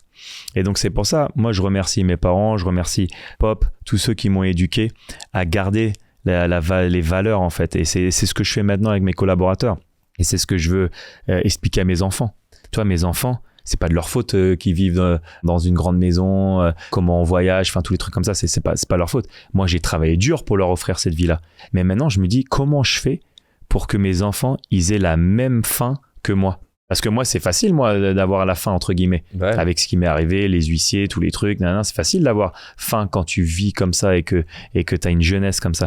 Mais mes enfants, c'est dur de recréer ça. Là, par exemple, moi, mon fils, il a 9 ans. Je lui mets un match de basket. Moi, mon père, il met un match de basket, je regarde tout le match. Je l'ai regardé 50 000 fois, les cassettes de Jordan, Magic Johnson, Come Flies With Me, Showtime. J'ai tout regardé 50 000 fois. Je les mettais tout le temps, les vidéos. Moi, mon fils, s'il reste devant un match de basket 5 minutes, j'ai vraiment une chance. Pourtant, j'essaye de faire exactement la même chose que mon père, il a fait, tu vois. Mais lui, ça l'intéresse pas, le basket. Il va me dire, ouais, moi, je veux être arbitre. Ah oui, c'est le pire. Arbitre? Je fais, mais de quoi tu me parles? N'importe quoi. Mais pourtant, je dis, mais je lui mets les mêmes vidéos, je lui mets les mêmes trucs. Ça marche pas, tu vois. Ça marche pas. Bon, il aime bien le judo. C'est bon, il veut plus être arbitre. Maintenant, j'ai de la chance maintenant. Il veut être judo. Donc ça va, j'ai tonton Teddy qui aide, donc ça va, tu vois. Il veut faire judo. Bon, ça, c'est très bien. C'est bonne valeur, ça éduque bien. Mais pour te dire que tu peux faire la même chose, même éducation, même truc, bah eux, ils vont le prendre différemment. Et mes 2 enfants font pas de basket. On dirait que ça t'agace un petit peu. Non, c'est pas très grave. C'est pas très grave, mais c'est pour t'expliquer que tu sais, il y a aucune garantie, quoi. Tout le monde le prend différemment, en fait. Mais c'est marrant parce que tu en parlais justement avec Zidane, tu lui as demandé comment il faisait avec ses enfants. Moi, c'est un truc sur lequel là, avec ma femme, on cherche à avoir des enfants. Et là, maintenant, je le vis mieux dans ma tête. Mais pendant un certain temps, je me disais, mais comment je vais faire pour leur donner la niaque? Parce que moi, la niaque, comme tu l'as décrit, je l'ai eu dans les galères. J'ai des souvenirs de voir que mon père est stressé parce que je mets un 2e verre de jus d'orange et de me dire, OK, on n'a pas beaucoup d'argent. Et donc, même si d'ailleurs, en plus, il l'avait, mais vu qu'il a été abandonné, il avait ce truc dans sa tête de faut faire attention. Et ça m'a créé un vrai désir d'y arriver. Et donc pareil, je sais que mes enfants, ils auront pas de problème de jus d'orange. J'ai une question pour toi. Vas-y, dis-moi. Tu pars en voyage en vacances, tu les mets en première classe avec toi ou tu les mets en économie? Ah, mais c'est mon dilemme alors qu'ils sont pas là. Ça, c'est pas facile, hein. C'est pas facile. Qu'est-ce que tu fais? Mais j'ai ce dilemme, ils existent même pas, donc on fait comment alors? Ah, moi j'ai fait le choix qu'ils viennent avec moi en première classe, mais je sais que quand j'ai eu les enfants, je me suis posé la question. Parce que moi là, à leur âge, là, j'ai jamais voyagé en première classe à leur âge, moi. Là, j'avais de la chance si on faisait un voyage déjà. Non, mais c'est clair. Moi, là, je les emmène au ski, tu sais, je leur fais découvrir le monde et tout à 9 et 7 ans. C'est incroyable l'expérience de vie qu'ils ont. Et donc, en fait, moi, ce que j'espère le plus, au-delà de tout, c'est que ce soit des bonnes personnes, tout simplement. Je m'en fous de ce qu'ils font, en fait. Je veux juste qu'ils soient des bonnes personnes, qu'ils ont des bonnes intentions, tu sais, qu'ils soient sains, en fait. C'est tout ce que je demande. Et tu les fais voir justement, c'est un extrême que je vais prendre, mais aller en Inde et voir ce que ça donne, là, entre guillemets, aussi la vraie vie. Ouais, bien sûr. Je veux le faire. Et c'est prévu. Mais je pense qu'ils sont encore trop tôt là. Ouais. Mais bien sûr que je veux les emmener. Par exemple, il y a un truc aux États-Unis qu'on faisait souvent avec les Spurs, c'est Food Bank. Ça s'appelle Food Bank et en fait, c'était d'aller dans les magasins et tu donnais à manger, tu servais à manger aux gens qui n'ont pas à manger tout simplement. Ouais, ça en fait, il y a plein de gens au Texas qui n'ont même pas un repas par jour. Et donc, nous, on allait là-bas et on les servait des repas. Tu vois, il y a plein de trucs comme ça que j'ai envie de faire avec les enfants pour qu'ils voient que, tu vois, nous, on a de la chance. On peut manger tous les jours. Moi, quand j'étais petit, j'avais pas tout le temps des repas. Et donc, je vais essayer de leur montrer et de créer des trucs pour que, au moins, ils s'en rendent compte et qu'ils soient sensibilisés sur ça. Peut-être je vais les mettre en économie prochaine fois. mais je pense qu'ils sont un peu jeunes, mais je pense qu'à un certain âge, c'est intéressant qu'ils le vivent. Ouais, et ça sûr. peut être un vrai cadeau. Même l'argent de poche, tu vas gérer comment ? C'est une bonne question, ça. J'en suis pas encore là, l'argent de poche, mais c'est clair que ça va... En fait, sur l'argent de poche, je me suis dit qu'il faut que je crée des objectifs, en fait. Tu sais que s'ils mettent la table 2 fois et si ils font la vaisselle ou nanana, et tu sais qu'ils marquent des points et tout ça, et quand vous avez rempli votre objectif, vous pouvez avoir 1 euro pour acheter des bonbons. Parce que tu vois, dans les challenges, souvent ce qui se passe, c'est que si tes enfants sont dans des super écoles, du coup ils sont entourés d'autres enfants de parents qui ont beaucoup d'argent, dont le cadeau de Noël c'est, j'en sais rien, une Rolls Royce. Non mais je comprends. Et donc du coup l'enfant il comprend pas, il dit mais attends, mais Isabelle, enfin j'en sais rien, Tania elle a eu une Rolls Royce, moi je peux avoir ça aussi. Toi toi t'auras une Scénic, c'est tout. Moi, j'ai une Scénic, c'était ma première voiture. Bah, t'auras une Scénic. Je voulais faire pareil. tu veux être comme ça ? Ouais, franchement, ouais, non, il aura pas de Rolls-Royce à 16 ans, ça c'est sûr. J'ai pris l'exemple extrême. J'ai pris le pire. Ça c'est sûr. Scénic, on peut négocier, mais pas de Rolls-Royce. J'avais un entrepreneur qui avait son modèle, c'était pour les encourager à entreprendre et pour que quand même ils puissent avoir des choses que leurs potes avaient. C'est je te triple ou quadruple l'argent que tu gagnes. Donc c'est pas mal ça. Si t'as bossé tout l'été et que t'as fait 2000 euros, et du coup, t'auras 8000. J'aime bien ça. Au moins, c'est corrélé à l'effort que l'enfant y met, quoi. Exactement. Ouais, j'aime bien ça. C'est pas mal ça. Tu veux le prendre ? Peut-être le prendre, ça. C'est pas mal. Tu me diras si ça marche. J'aime bien ça. C'est pas mal. Ouais, moi, je m'étais dit, au moins l'enfant, il apprend quelque chose, quoi. Ah, c'est clair. Après, voilà, il faut être créatif. Et j'en parle souvent avec mes différents amis qui ont de l'argent et qui ont des enfants. On en parle souvent, voir qu'est-ce qui marche et qu'est-ce qu'il peut faire pour être sûr que... Enfin, sûr. Et tu peux jamais être sûr, mais au moins qu'il soit motivé et qu'il ait envie de faire des choses. Dans toute ta carrière, mais même après, c'est quoi une des critiques publiques, ou même privées d'ailleurs, qui a été les plus dures pour toi à recevoir ? Quand j'étais plus jeune, que j'ai la grosse tête. Ok. Pourquoi ? Ça, c'est la phrase favorite des Français. T'es d'accord avec ça avec du recul ? Non, pas du tout. C'est quoi la différence entre avoir la grosse tête et avoir une grande confiance en soi ? C'est quoi la différence ? Je sais que c'est fine line, comme on dit. Mais toi, je jouais à Paris et les gens, ils aimaient trop dire genre j'avais la grosse tête. Et 3 mois après, j'étais aux Spurs, meneur titulaire. Et là, les Français disaient « Ah, mais il a réussi parce qu'il a une grande confiance en lui. » Et donc, pour moi, en 3 mois, j'ai pas changé en 3 mois. C'est le regard des autres qui change. Parce que c'est ça le plus dur tout le temps à gérer. C'est toi, tu changes pas, mais c'est les gens autour de toi, en fait, qui changent parce que le nouveau statut que t'as, parce que maintenant, je joue en NBA ou que je suis meneur des Spurs. Mais moi, techniquement, j'ai pas changé. Et donc, c'est vrai que quand j'étais petit, je souffrais un peu de ça. Quand les gens ils disaient j'avais la grosse tête, et tu sais, j'avais du mal à comprendre, en fait. Et comme j'ai grandi dans une maison américaine où avoir confiance en soi, c'était normal.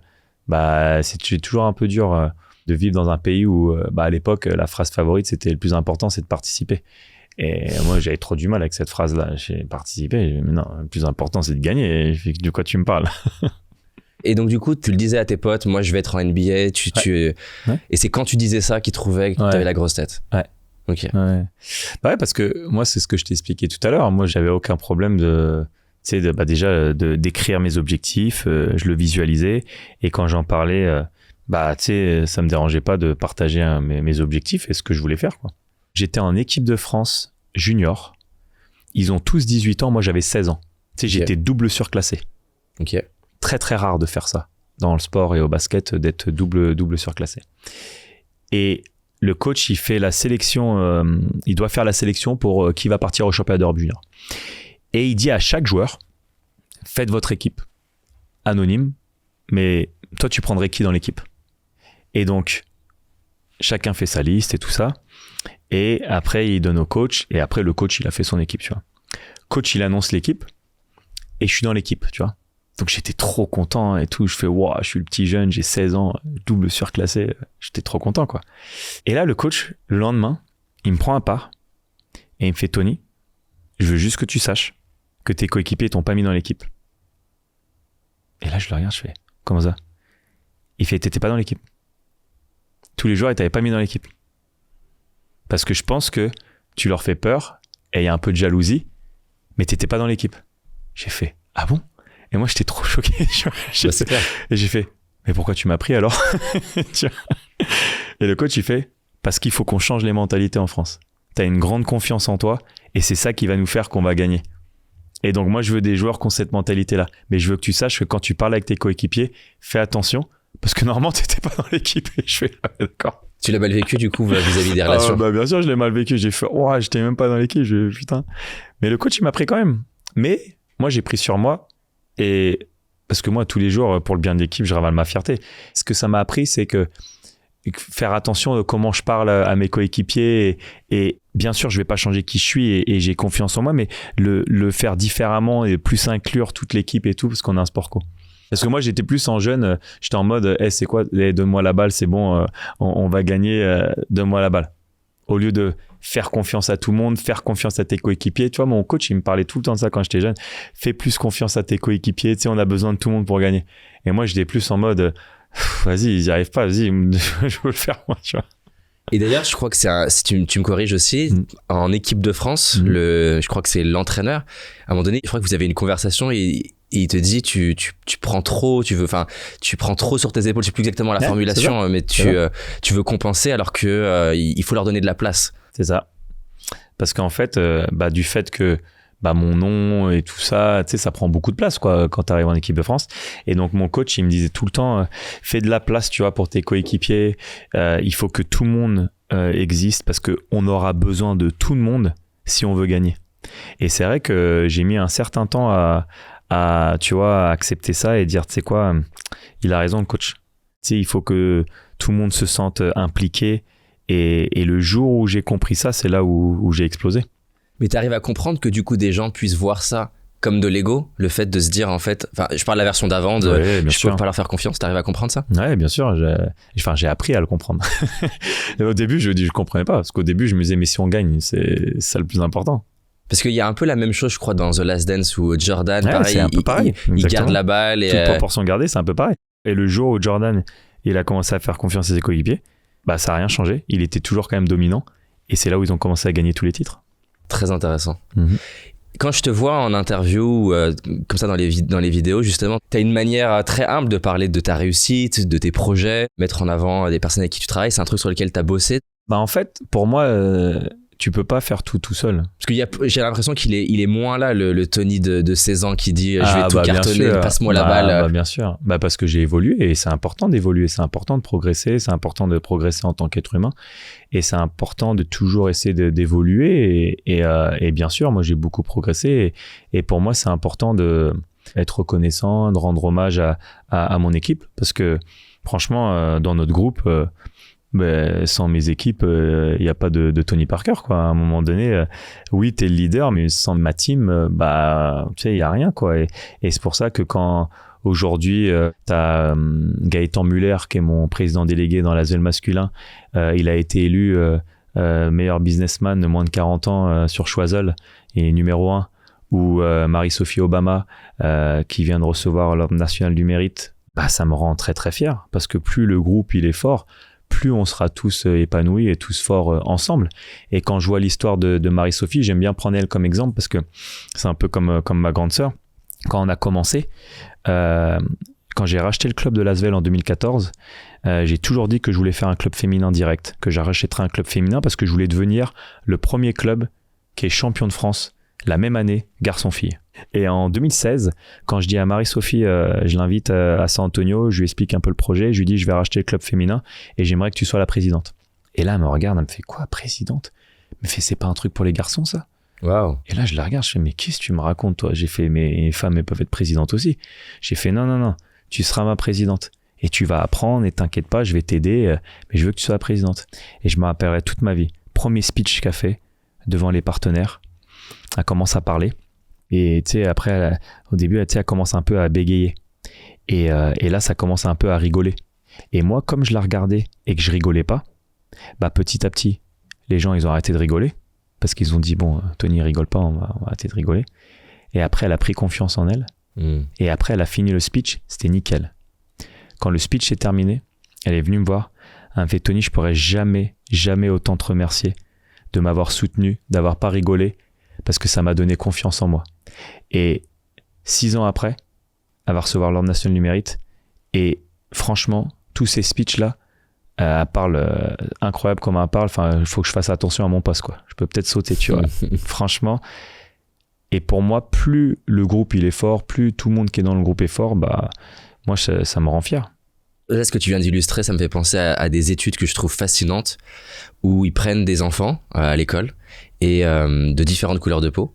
Et ce qu'ils font comme test, et ça montre vraiment ce que tu illustres, c'est qu'ils vont par exemple prendre des enfants noirs, ils divisent le groupe en 2 et dans un des groupes, ils leur montrent des vidéos de personnes noires qui ont fait des trucs incroyables. Que ce soit dans l'art, dans le sport, dans l'entrepreneuriat, côté sciences. Et ils comparent l'influence que ça a par rapport à simplement d'autres types d'exemples sur la détermination des enfants scolairement, comment ils se dépassent. Et en fait, c'est ouf le pouvoir que ça a. Et ils font pareil d'ailleurs sur garçon-fille, que quand tu vois quelqu'un dans lequel tu arrives à te reconnaître, et c'est pas forcément la couleur de peau, hein, ça peut être ta taille, ça peut être ta voix, ça peut être ton sexe, ça change ta capacité à croire en toi et du coup à te dépasser.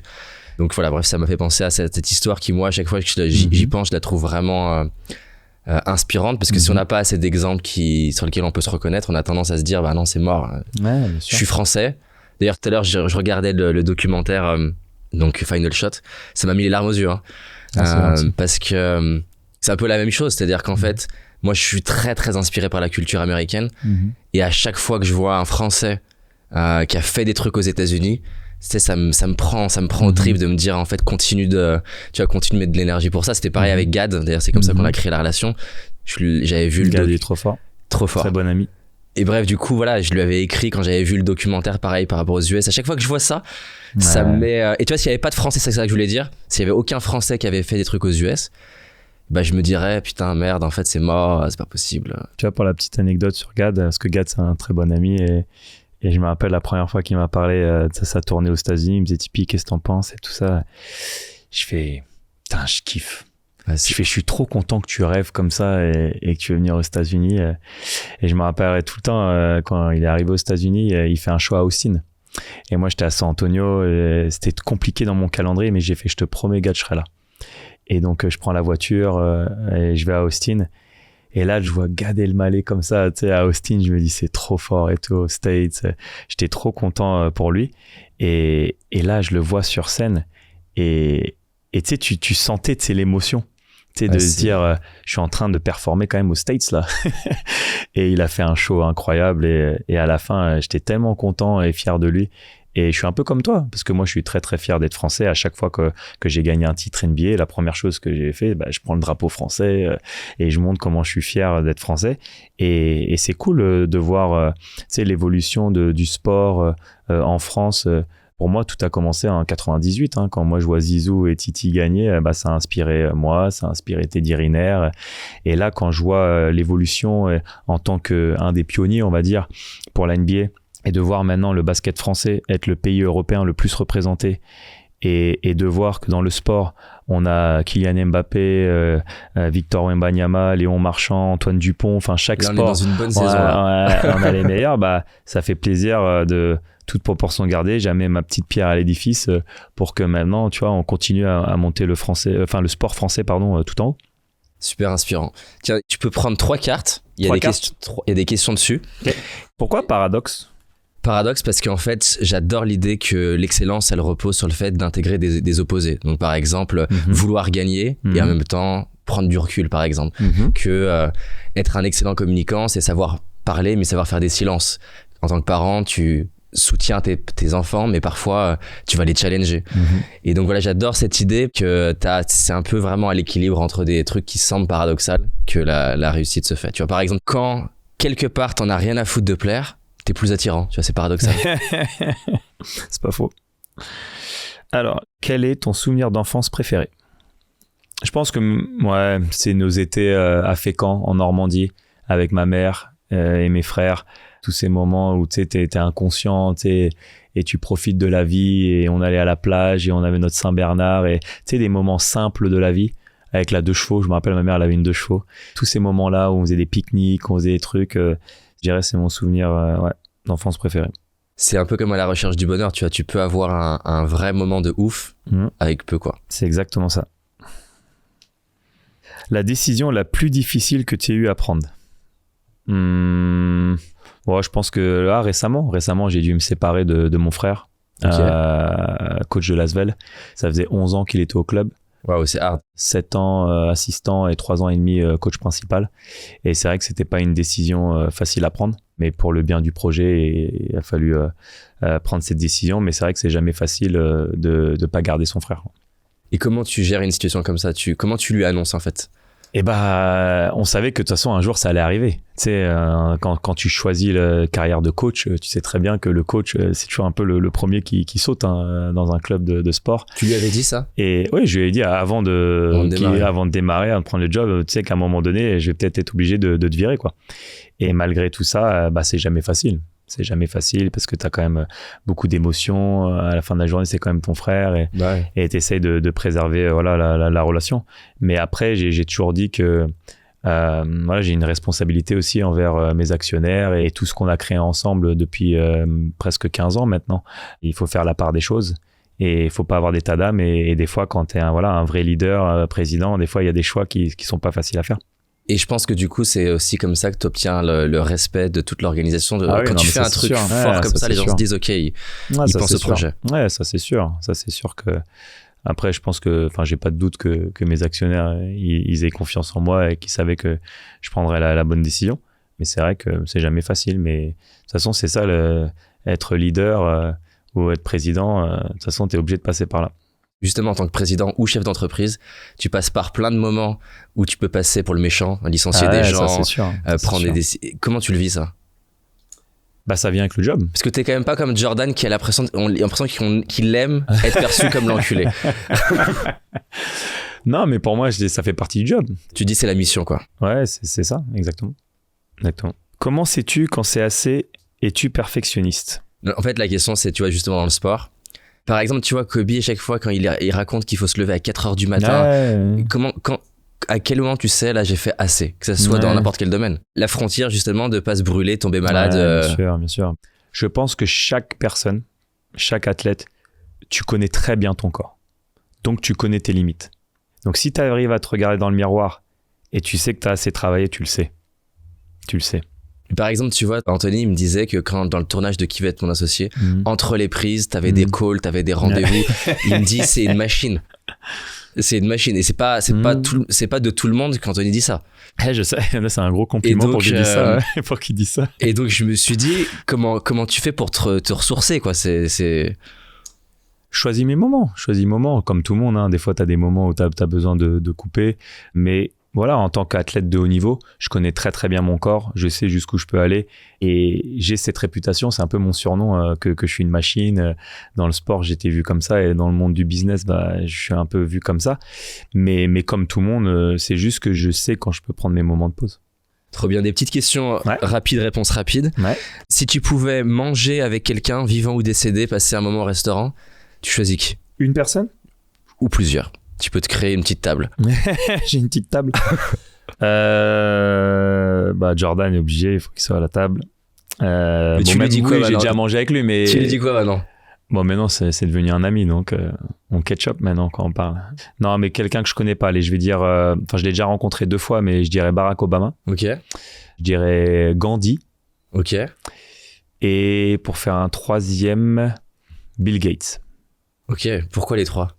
Ça fait un bon cocktail, hein, déjà. Ouais. Obama, parce que je sais pas, j'ai toujours bien aimé sa vibes et comment il réfléchit, comment il voit le monde. Je pense que ce serait intéressant de faire tout un dîner avec lui et d'aborder différents sujets. Comment on fait pour être un président stylé. Voilà, exactement. Et j'ai toujours bien aimé. Tu l'as rencontré, non? Ouais.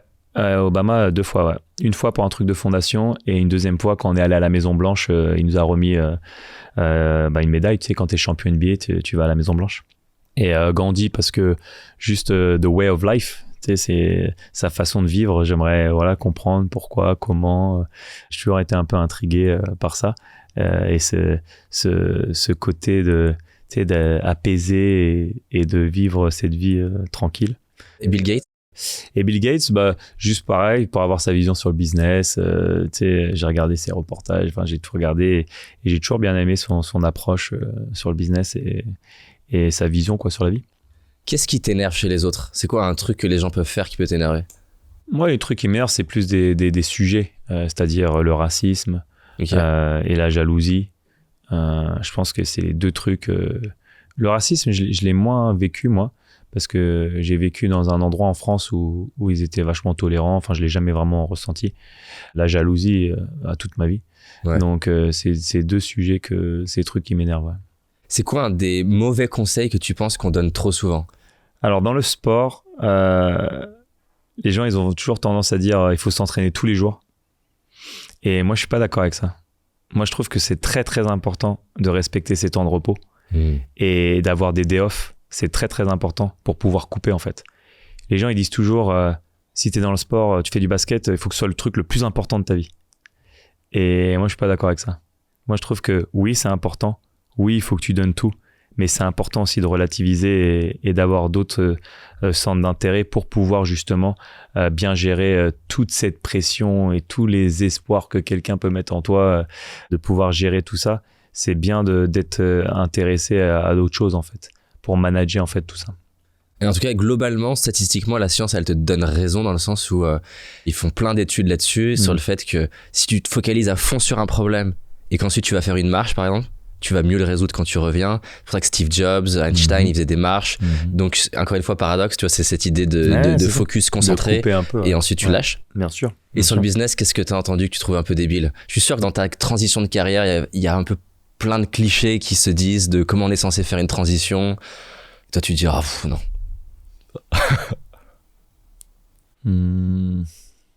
Je sais pas, moi, la chose qu'on dit beaucoup par rapport à notre groupe, c'est genre, Tony, est-ce que tu te perds pas dans tout ce que tu fais trop de choses, en fait. Il faut du focus, il faut faire une seule chose. Et moi, je sais pas, toute ma vie, j'ai toujours fait plusieurs choses en même temps.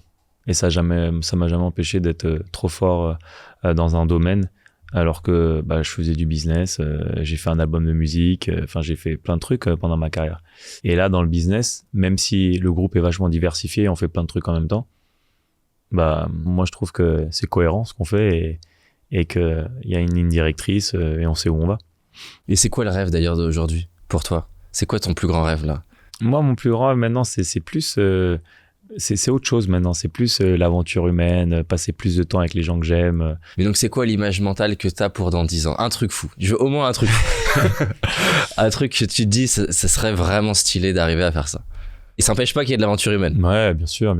Non, mais dans 10 ans, pour moi, si on peut avoir un groupe qui a un gros impact sur notre société et qu'on fasse des choses où on peut faire une différence, moi, c'est ça qui me booste, on va dire, maintenant. Tu créerais une fondation? Alors, je fais déjà beaucoup de choses dans les fondations. Ouais. Moi, j'ai un dîner qui s'appelle le Parker Gala. Ouais. Ça fait 20 ans maintenant qu'on le fait. Et chaque année, en fait, on fait un dîner, on lève de l'argent et on choisit plusieurs causes. 2 ou 3 associations où on reverse l'argent. Donc moi, j'ai fait ce choix-là parce que je voulais pas faire une fondation et on s'occupe que d'une cause. Okay. Je trouve ça dommage, en fait. Donc moi, ce que j'ai préféré faire, c'est faire des dîners. On en fait 1 ou 2 par an et on choisit différentes assos parce que des demandes d'assos, j'en reçois tous les jours. Et donc, comme ça, j'ai l'impression au moins que j'aide plusieurs causes chaque année. Il y a différentes histoires qui peuvent te toucher, une assos qui peut te toucher cette année-là. Et c'est pour ça que j'ai pris le parti de dire, OK, je vais aider, ça c'est sûr. On va faire des choses, on va utiliser ma renommée pour justement lever de l'argent. Mais par contre, on va aider plusieurs assos. C'est un peu le positionnement de Richard Branson avec Virgin Unite, où il contribue à plein d'associations sur plein de causes différentes. Est-ce que tu as un livre que tu conseilles à des gens? Un documentaire? Un film? Moi, le livre que j'aime bien dans le business et qui m'a aidé, c'est 32 Ways to be a Champion in Business. C'est le livre de Magic Johnson. Ok. J'ai toujours bien aimé. Pour moi, c'est une des meilleures reconversions d'un sportif. Ouais, fort. Ce qu'il a fait. Et d'ailleurs, on le voit bien là dans le documentaire, le nouveau documentaire qui est sorti sur lui sur Apple, They Call Me Magic. C'est sorti, je crois, l'année dernière. Je l'ai pas vu. Et ouais, ça retrace toute sa vie, mais maintenant, ça intègre tout le côté business. Et c'est incroyable ce qu'il a fait. Et moi, je trouve que c'est une des meilleures réussites en reconversion. Tu rêves d'avoir un truc un peu comme Jordan Air ça sera un kiff d'avoir... Ouais, mais ça sera jamais comme Air Jordan, tu vois. Pourquoi? Parce qu'il n'y en a qu'un. Il est unique. Il est ouf, le film sur son... Air est trop bien, trop bien. Il peut remercier sa maman tous les jours d'avoir négocié cette petite clause. Il est dingue. Cette petite clause qui lui rapporte, là, je crois, 350 millions cette année. Incroyable. Non, Jordan, il est unique. Tu n'auras jamais un truc comme ça. Tu n'auras jamais un autre truc comme ça. Ça n'existera plus, ça. Parce que ça, c'était à l'époque où tu peux encore négocier des trucs comme ça, mais ça n'existera plus. Tu penses pas qu'il peut réavoir une nouvelle boîte, tu vois, un peu comme Under Armour qui sort de nulle part, qui fait un deal? Je vois ce que tu veux dire. C'est dur maintenant, parce que tu sais, Nike, ils sont tellement bien installés et ils ont des moyens colossaux. Adidas, en fait, c'est dur de partir genre from scratch. T'avais une marque qui montait bien à l'époque, ça s'appelle N1, ouais, exactement. Le documentaire, il est fou. Et le documentaire, il est génial, mais ça montre comme quoi, t'as vu comment c'est dur quand même, et les moyens qu'il faut si tu veux continuer à concurrencer des marques comme Adidas. Et moi, j'adore cette phrase dans le documentaire Air. Quand tu vois Converse était devant Nike, ils avaient tous les meilleurs joueurs, ils avaient Magic Johnson, Bird. D'ailleurs, Magic, il a refusé contrat Nike et il s'est assis sur 5 milliards. Et il en parle justement dans le documentaire que c'était la plus grosse erreur de sa vie parce qu'il n'a pas pris le contrat que Jordan a accepté, tu vois. Et j'adore quand tu vois que Converse, ils étaient devant, ils dominaient tout. Et que tu vois 20 ans après, et c'est marqué, je sais pas si tu te rappelles. À la fin. Ouais, à la fin, ouais. Nike a racheté Converse. Ah non, mais c'est dingue. C'est énorme. Et comme quoi, tu vois, mais là, maintenant, de nos jours, pour avoir une marque comme ça, qui monte comme ça, tu vois, c'est comme LVMH. LVMH, ils sont tellement costauds. Enfin, je vois pas une marque commencer là from scratch et dire qu'ils vont racheter LVMH dans 20 ans. Enfin, je sais pas, je le vois pas. Ça pourrait être possible. Je le vois pas. Bah, franchement, je sais pas. C'est chaud. Mais il est ouf, ce film, la scène où t'as Matt Damon qui parle, je sais pas, justement à Jordan en mode qu'est-ce que tu veux? Est-ce que tu veux juste une paire de chaussures, être parmi les autres? Est-ce que tu veux être une légende, marquer l'histoire, etc. Enfin, elle est vraiment dingue. En musique, pour terminer, est-ce que tu as une musique préférée? Bah moi, mon artiste que je préfère de tous les temps, c'est Michael Jackson. Pour moi, c'est le meilleur artiste de tous les temps. Il y a des gens, ils me diront Prince. Ça me va aussi. J'adore Prince aussi. Et plus Jackson, quand même. Ouais, plus Michael Jackson. Mais j'adore la musique. Je trouve que ça m'a accompagné pendant toute ma carrière et c'est un super moyen pour décompresser par rapport à toute la pression que tu peux avoir au quotidien. Et j'adore la musique classique. Moi, je jouais beaucoup au piano quand j'étais petit. C'est pour ça que j'ai mis mes enfants à la musique. Il y en a un qui joue au piano, l'autre il joue à la batterie. La batterie, c'est relou, la maison. Ouais, pendant la maison, je t'avoue, c'est vrai. mais voilà, la musique, on a toujours été proche, le monde de la musique et le monde du basket. T'as toujours les musiciens, les rappeurs, ils veulent jouer au basket et vice versa. Donc, ça a toujours été deux mondes très, très connectés et très, très, très, très proches. Et donc, non, j'ai toujours adoré ça. Et c'est cool maintenant, au jour d'aujourd'hui, que j'ai plus de temps. Bah, je vais voir énormément de concerts. Parce que quand j'étais petit, bah, j'avais pas les moyens d'aller voir des concerts. Et quand j'étais en carrière, bah, j'étais tout le temps pris parce que tu avais la saison des Spurs et puis après t'enchaînais avec l'équipe de France. Et donc là, c'est agréable de pouvoir aller à plein de concerts. C'est quoi des concerts vraiment cool que tu as fait ces dernières années-là? Coldplay. Okay. Coldplay, incroyable. Une des meilleures performances. Incroyable. J'avais vu Prince à l'époque quand il était vivant. C'était incroyable aussi. J'avais des tickets pour le concert de Michael Jackson des CZ pour son retour à Londres. Mais bon, malheureusement, il nous a quittés 2 semaines avant, mais j'avais les tickets parce que c'était un des trucs que je voulais absolument faire. C'était voir Michael Jackson live. Quel autre concert j'ai bien aimé récemment? Pink, il était incroyable le concert. Okay. Pink, il était très très bien. Madonna, incroyable énergie qu'elle a à 65 ans. Toi, tu vois vraiment tous les styles. Une énergie incroyable. Franchement, et en plus, ce que j'aime bien avec Madonna, c'est quand tu vas à un concert de Madonna, il y a tout le monde. Il y a tout le monde qui est représenté. Noir, blanc, chinois, gay, lesbienne. Tu sais, il y a tout le monde. Et c'est impressionnant, l'énergie qu'il y a. Aussi, j'imagine. Et c'est trop marrant parce que moi, j'étais à ma place, j'étais avec ma team. On regarde. Puis tu sais, elle danse et ça. Et d'un seul coup, je fais comme ça. Et là, je vois Macron en train de faire comme ça. En train de danser et tout. Avec Brigitte et tout. J'ai fait, ah ouais, même Macron, il est là pour la Madonna. J'ai fait, waouh, big time. C'était marrant. Mais Madonna, j'adore. Et si t'as le choix, tu te mets où dans la salle? Bah, juste à côté de la scène. Tu te mets pas dans des loges? Non, loin. je vais pas dans la fosse. Je vais, tu sais, les petites loges sur le côté. Ok. Et mais j'adore aller voir des concerts. J'aime bien aller voir les artistes. C'est bonnes vibes, bonne énergie. J'aime bien. Donc là, je t'ai cité beaucoup d'artistes américains. Mais si je dois choisir une artiste française, moi, la meilleure, ma préférée, c'est Mylène Farmer. Ok. Ça, c'est ma préférée. Tu l'as passé, je crois, aux Américains. Bah, bien sûr. Désenchanté, à chaque fois que je gagne un titre, à chaque fois qu'il y a quelque chose, c'est l'hymne national dans mon groupe. Désenchanté, ça c'est mon son, ça. J'adore. Et dédicace, je dis bonjour à Mylène. Faut que tu l'invites sur ton podcast. Non, fais pas des trucs comme ça. T'as réussi Zidane déjà, c'était pas mal, mais tu peux... Non, mais déjà Mylène c'est une amie, mais elle fera jamais un truc comme ça. Elle fera jamais. Voilà, Mylène Farmer, Michael Jackson, Prince, tous ces concerts-là, incroyables. Dernière question, si tu pouvais mettre un message sur un panneau 3x4 qui est diffusé sur toute la planète, ou alors les gens reçoivent une lettre, tu peux marquer ce que tu veux sur cette pancarte-là, tu as un panneau 3x4, les pubs, une citation, une quote, un message, une image, tu mets quoi? Et on imagine qu'après, c'est après ta mort. Je mettrais un signe Infinity. C'est un peu le logo de notre groupe, Infinity 9 Group. C'est le nom de mon groupe, Infinity 9. Parce que je trouve que n'importe qui, c'est à l'infini ce que tu peux faire. Et ça dépend juste de toi. Et pour tes enfants, t'aimerais qu'ils gardent quoi de toi? S'il y avait un message qu'ils garderaient de leur père? Que je les aime très très fort. C'est beau. Merci Tony, en tout cas c'était vraiment très cool. J'ai adoré plonger avec toi dans la NBA. Merci, c'est gentil. J'ai hâte de faire celle avec Jordan un jour. Non, vraiment, c'est trop stylé. Tu m'inspires par ce que t'as réussi à faire, ta reconversion, ton humilité, ce que tu fais dans les médias. Très stylé. Merci beaucoup. Merci pour l'accueil. Avec plaisir.